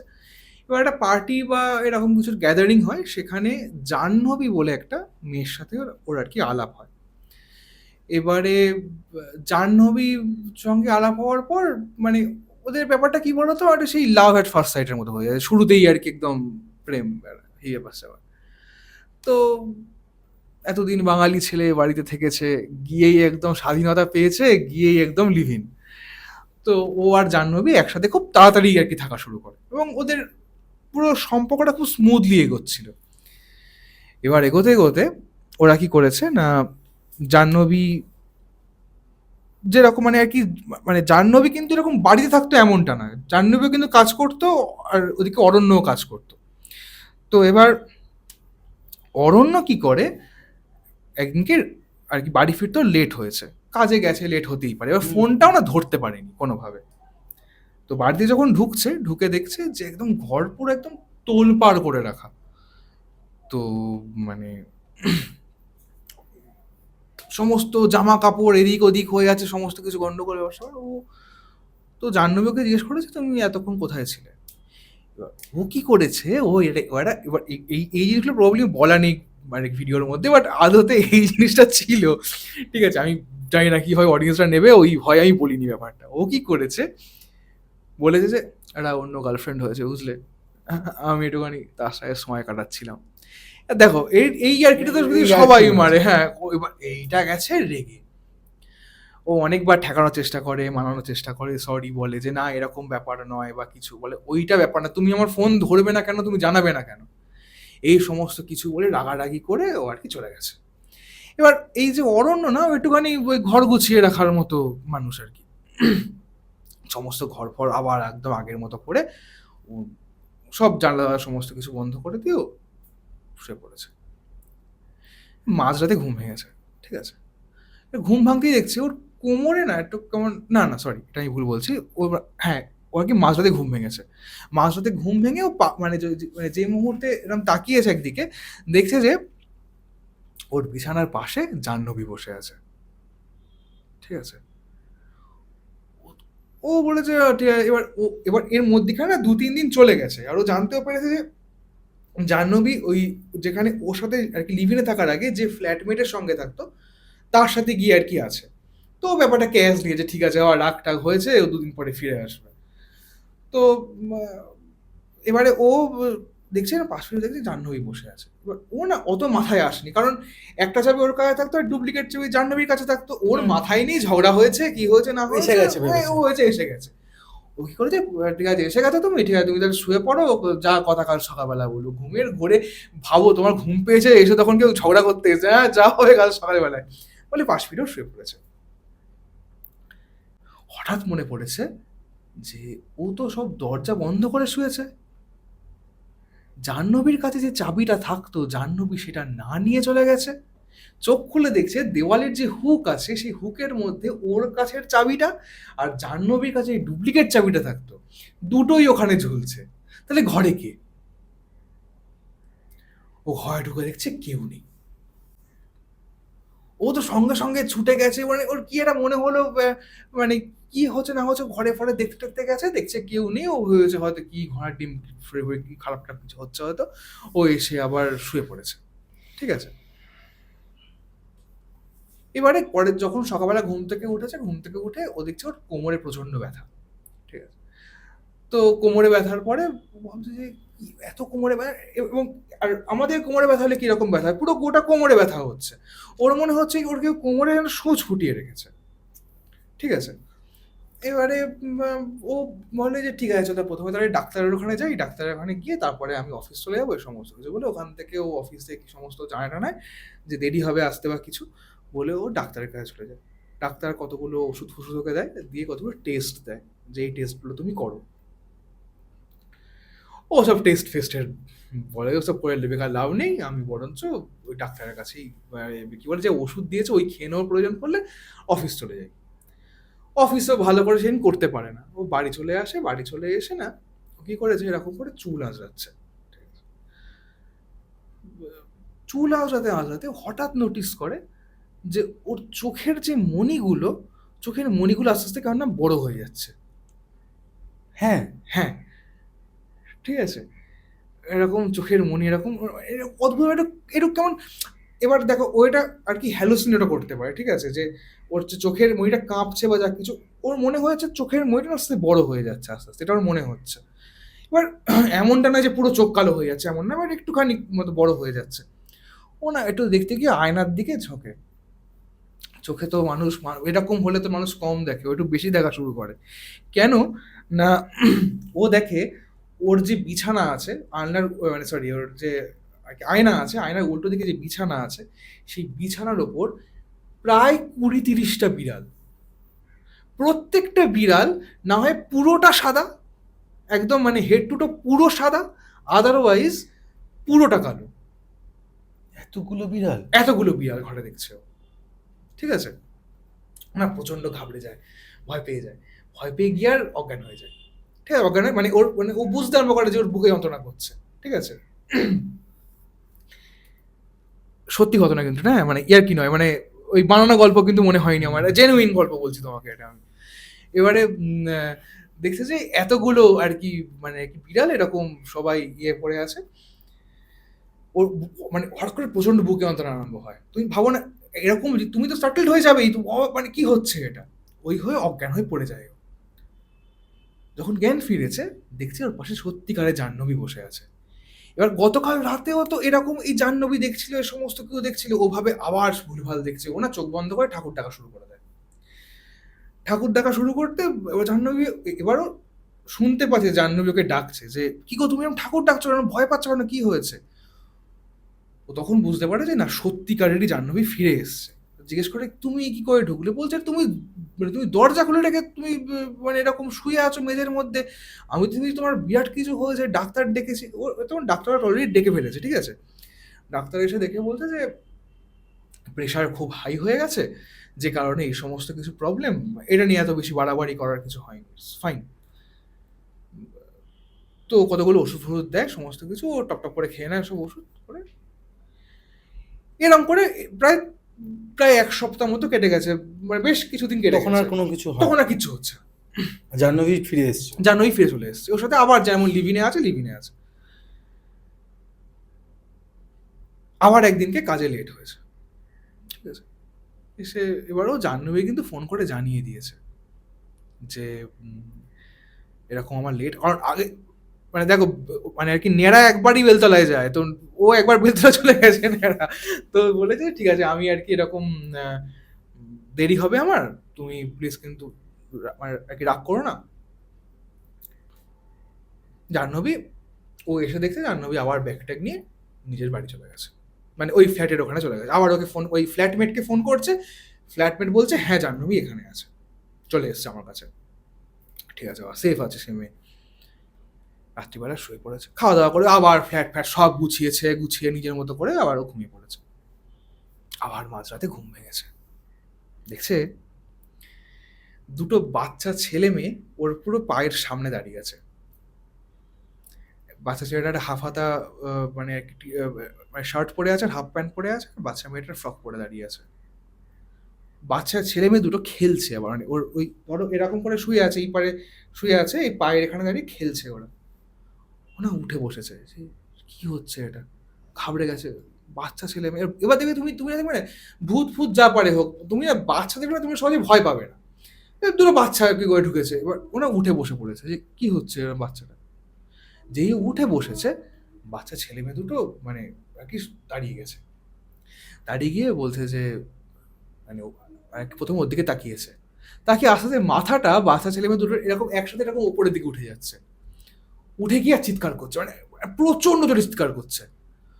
ওরা মানে ঘাবড়ে গেছে কি হলো, মানে যেই এরকম এই ঘাবড়ে মতো গেছে সঙ্গে সঙ্গে বাচ্চা ছেলেমেয়েটা চিৎকার করা থামিয়ে দিয়ে ওর ঘরের দিকে আরেকটা মানে আর কি অন্য ঘরগুলোর দিকে, মানে সঙ্গে একটা অ্যাটাচড বাথরুম আছে ওই দিকে নয়, অন্য একটা ইয়ে মতো হয় সেদিকে ছুটে গেছে। এবার ও ভাবছে ঘরের মধ্যে তাহলে কি করে কি ঢুকলো, বাচ্চাগুলো কি করে ঢুকলো। ও মানে আর কি দেখতে গেছে, দেখছে কিছু নেই, একদমই কোনো সমস্যা নেই, একদম ঘর যেমন ছিল তেমন ছিল। এবারে এবার আসল শুরু হচ্ছে ঘটনা। ও বুঝতে পারে হঠাৎ করে বমি পাচ্ছে, ঠিক আছে। ও বাথরুমে যায় বমি করতে, হড়হড় করে বমি হওয়া শুরু হয়। কালো বমি করছে একটা মানুষ, পিচ কালো বমি করছে, মানে কোনোদিন দেখেছো এরকম হতে, পিচ কালো বমি করছে মানে আমাকে যখন নিয়ে পড়ছে আমি মানে পিচ কালো বমি করছি এরকম, ঠিক আছে। বমি টমি হয়ে গেল, মুখে চোখে জল টল দিয়েছে, ঘরে এসছে। ঘরে এসে দেখছে বিছানার ওপরে জাহ্নবী বসে আছে, সরি ভুল বলছেন, ও ঘরে এসে দেখছে বিছানার ওপরে ও নিজে বসে আছে। ও কি কি হলো এটা, না ঘাবড়ে গেছে, গিয়ে না পিছন দিকে ঘুরতে গেছে। যেই পিছনে ঘুরেছে দেখছে দরজার ওখানে প্রায় 30 থেকে 40টা বাচ্চা ওর দিকে তাকিয়ে দাঁড়িয়ে আছে, সেম ভাবে যেরকম ভাবে আর কি মানে দাঁড়িয়ে থাকতো আর কি অন্য এরা, 30 আমরা দাঁড়িয়ে আছে, মানে বাচ্চা ছেলে মেয়ে দাঁড়িয়ে আছে, মডেল দাঁড়িয়ে আছে বলছিলাম আমি, বাচ্চা ছেলে মেয়ে দাঁড়িয়ে আছে। তো ভয় পেয়ে গেছে, সঙ্গে সঙ্গে ঘুরেছে। ঘুরে এবার নিজের বিছানায় দেখছে ওর একা বসে নেই। ওর বিছানায় ওই মুহূর্তে ও বসে আছে, জাহ্নবী বসে আছে, অরণ্যর বাবা আর মা দুজনে ওর খাটে বসে আছে, ওর দিকে হাঁ করে তাকিয়ে আছে। ওর তো মাথাই খারাপ হয়ে গেছে। ও মানে একদম লিটারালি মানে ও মানে আর কি যখন এই বাচ্চাগুলোকে দেখেছিল তখন এরকম পিছনের দিকে পড়ে গেছিল। পড়ে গিয়ে তারপরে এই দেখছে ওর খাটের ওপর এরা সবাই বসে আছে। তার সাথে মানে ওর ঘরে যতগুলো কাঁচ মানে আর কি যে জানলা ছিল, জানলায় কেউ কড়া নাড়া শুরু হয়। প্রথমে একটা করা, দুটো করা, এরকম মনে হচ্ছে কয়েকশো জন ওর ঘরের কাঁচের জানলায় নক করছে, মানে এক টানা একসাথে। ও কি করবে কিছুই বুঝতে পারে না। আমি লিটারেলি আমি বলতে পাগল পাগল কিছু একটা হয়ে যেতাম বোধ হয় এরকম কিছু একটা হলে। ও এবার সেদিনকে রাত্রিবেলায় এরকম করে মানে ও ওইভাবে অজ্ঞান টজ্ঞান হয়ে যায়, গিয়ে সেন্স অবভিয়াসলি এরপরে আর কারোর থাকা সম্ভব নয়, সেন্স হারিয়ে যায়, গিয়ে ও ওখানেই পড়ে আছে। পরের দিন যখন ঘুম ভেঙেছে তখন দেখছে আর কোমরে ব্যথা নেই, ওর ব্যথাটা ঘাড়ে হচ্ছে। আর ও পরিষ্কার বুঝতে পারছে অ্যাজ ইন কেউ একটা ছুঁচ মতো ঢুকিয়ে রেখেছে ওর মানে অদ্ভুত মানে একটা মানে আর কি ফিলিংস হচ্ছে। আর এবারে যন্ত্রণাটা এতটা যন্ত্রণা যে ও বুঝতে পারছে ওর আর অফিস যাওয়ার ক্ষমতা নেই। ও সঙ্গে সঙ্গে অফিসে মানে আর কি অফিসে জানায় যে মানে আর কি ওর যে ইমিডিয়েট বস তাকে জানায় যে ওর প্রচণ্ড শরীর খারাপ, এক্ষুনিও আর কি ইয়েতে যাবে, ডাক্তারখানায় যাবে, বলে ডাক্তারখানায় চলে যায়। ডাক্তারখানায় গিয়ে ও মানে ডাক্তারকে বলে যে সমস্ত কিছু পত্র হচ্ছে, এরকম একটা জিনিসপত্র হচ্ছে। ডাক্তার টেস্ট দেয়, অনেক রকমের টেস্ট দেয়, কারণ ও ডাক্তারকে বলেছিল যে এরকম এরকম জিনিসপত্র দেখছি আমি। যে কটা টেস্ট দিয়েছে বা এই যে ঘাড়ের যে যন্ত্রণা যা কিছু ছিল, যা টেস্ট দিয়েছে সমস্ত টেস্ট বেরিয়েছে নর্মাল। কোনো কোনো অ্যানোমালি নেই, কোনো অ্যাবনর্মাল কিচ্ছু নেই, সব কিছু একদম ফিট। তাও ডাক্তার পেন কিলার জিনিসপত্র দেয়, দিয়ে বলে ঠিক আছে তুমি বাড়িতে যাও, আর তো আমার মনে হয় তুমি মানে স্ট্রেস প্রচুর যাচ্ছে তোমার কাজের জন্য বা যে কোনো জায়গায় তুমি রেস্ট করো। তো ও রেস্ট করতে যায়। রেস্ট করতে গিয়ে এবার ও বাড়িতে এসছে। বাড়িতে এসে ওষুধ ফষুধকে শুয়ে পড়েছে, খাওয়া দাওয়া করে শুয়ে পড়েছে।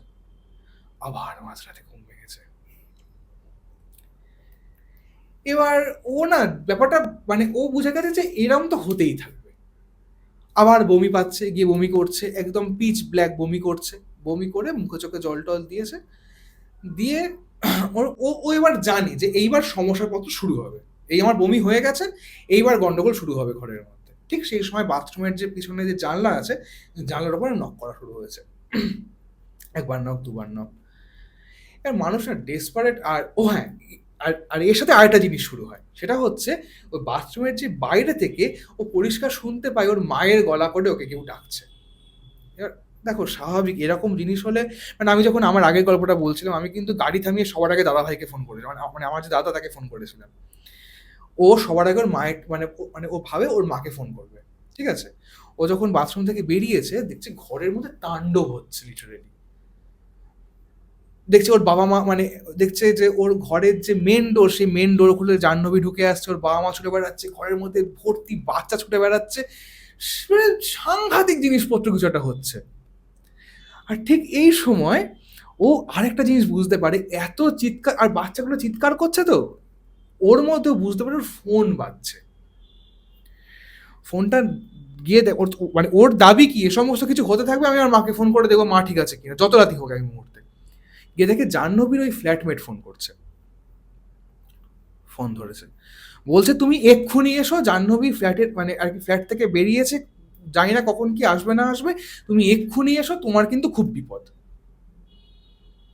ও তো ভাবছে কি এক্ষুনি যেতে হবে, তাহলে কি হয়েছে, ও ওই মুহূর্তে ওই অত রাত্রিবেলা 3টে দিকে ওরকম কিছু একটা বাজে, ও আর কি বাড়ি মানে ওইখান থেকে বেরিয়ে যায়। বেরিয়ে গিয়ে জাহ্নবীর ফ্ল্যাটের ওখানে যায়। গিয়ে ওর ফ্ল্যাটের কি হয়েছে বলে, তুমি এক্ষুনি ওই ঘরে চলো। গিয়ে দেখছে ঘরের মধ্যে এরকম আটা দিয়ে বেশ কিছু পুতুল বানানো, চারিদিকে সিঁদুর ছড়ানো, ঘরের মধ্যে কালো রং দিয়ে কি সমস্ত জিনিসপত্র করা। অরণ্য আর ওর বাবা মার পুরো ভর্তি ছবি ঘরের মধ্যে, ফেসবুক থেকে ডাউনলোড করে রেখেছে। ঠিক আছে, মানে পুরো ঘর পুরো পুরো গোটা ঘরে ওদের ছবি লাগানো।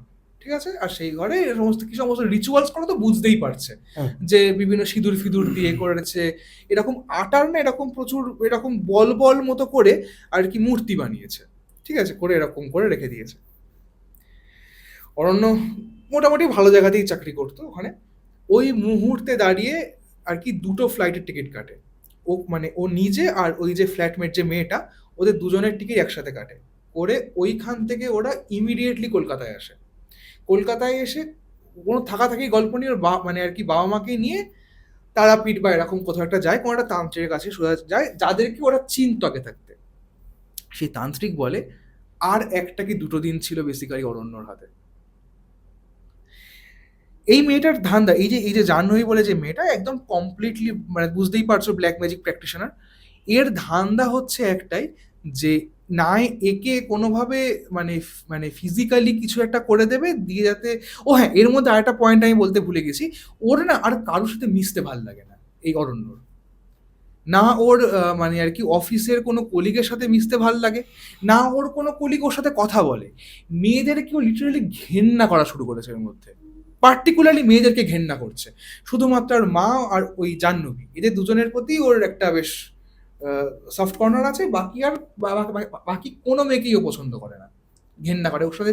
ওকে কেউ কোনো পার্টিতে ডাকে না, কোনো বাড়ি কোনো কোনো অনুষ্ঠান ইভেন্ট হলে ডাকে না, কিচ্ছু করে না। ও কোথাও যায় না, শুধু ও জাহ্নবী ওর মা এই একটা বাড়ির মধ্যে একটা বেশ এটা হচ্ছে। ওই মেয়ের দাবি ছিল হচ্ছে মানে এই যে দেরি করে আসতো কখনো কখনো কাজের সময়, ওর ধারণা ছিল ওই সময় যে অরণ্য অন্য কোথাও কারোর সাথে ডেটে যাচ্ছে বা কিছুটা সম্পর্কে জড়াচ্ছে। সন্দেহ বেসিক্যালি, এই সন্দেহ থেকে এই ধরনের জিনিসপত্র। এবার ও আগে থাকতেই ব্ল্যাক ম্যাজিক প্র্যাকটিশনার ছিল। এবার কি হয় না হয় এই এর পরের জায়গাটা না আমার কাছে একটু অবসকিউর, ঠিক আছে, যে একটু ব্লাডি জায়গাটা বলতে পারো। আমি যখন মানে অডিয়েন্সকে বলেছি, অডিয়েন্স এই জায়গাটার প্রশ্ন করেছে, আমার কাছে জিনিসটা খুব একটা ওই ইয়ে নয়।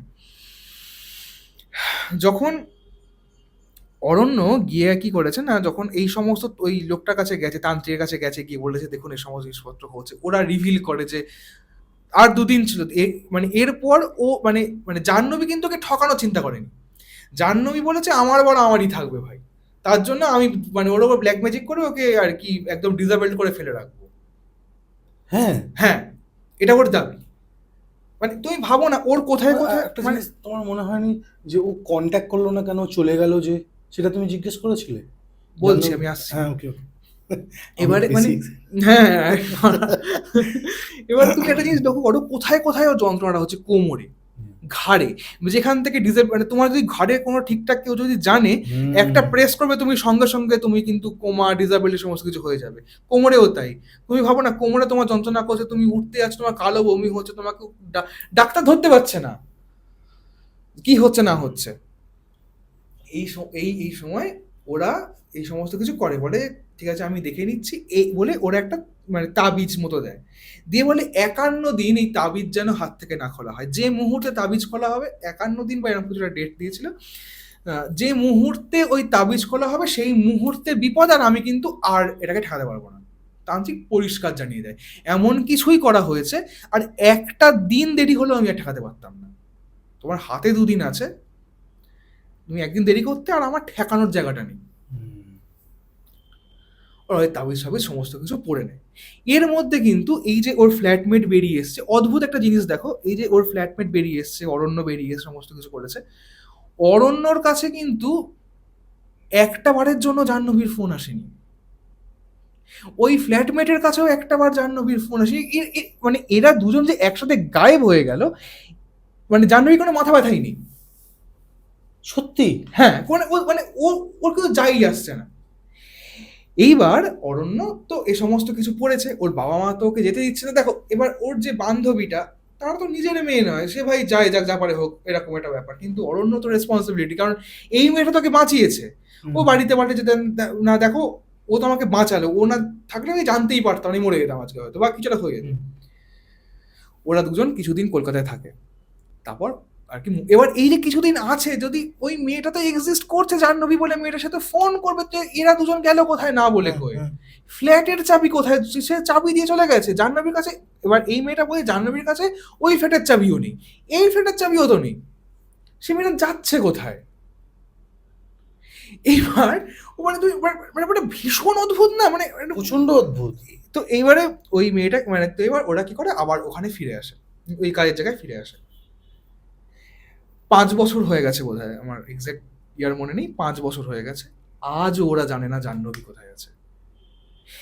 ওরা একটা অদ্ভুত জিনিস ফিল করে, মানে ওর ওর মনে- জামা প্যান্ট বা যা যা সব যা ছিল সব অ্যাজ ইট ইজ, ওরা এখন ফেলে ফেলে দিয়েছে, হয়তো কিছু করেছে। হ্যাঁ মানে তখন তোরা মানে হ্যাঁ, হ্যাঁ, মানে একদম। একটা মানুষ, দেখো তুমি যদি তোমার বাড়িতে তোমাকে বের করে দেয়, হ্যাঁ, আমাকে মানে মানে ধরো আমি যদি উবে যাই, আমার জামা কাপড়গুলো তো থাকবে। হ্যাঁ ওই জামা কাপড় সমস্ত কিছু যেমন ছিল তেমন ছিল, শুধু জাহ্নবী নেই। ওরা কিন্তু আজও টিল ডেট, অরণ্য কিন্তু আজও বিয়ে করতে পারেনি।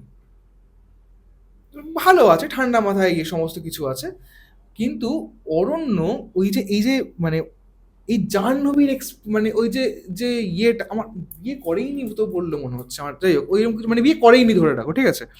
এই যে জাহ্নবী বলে যে মেয়েটার এক্সিস্টেন্স, এরা দুজন, এই ফ্ল্যাটমেট যে মেয়েটা আর এই অরণ্য, এরা দুজনেই ফিল করতে পারে।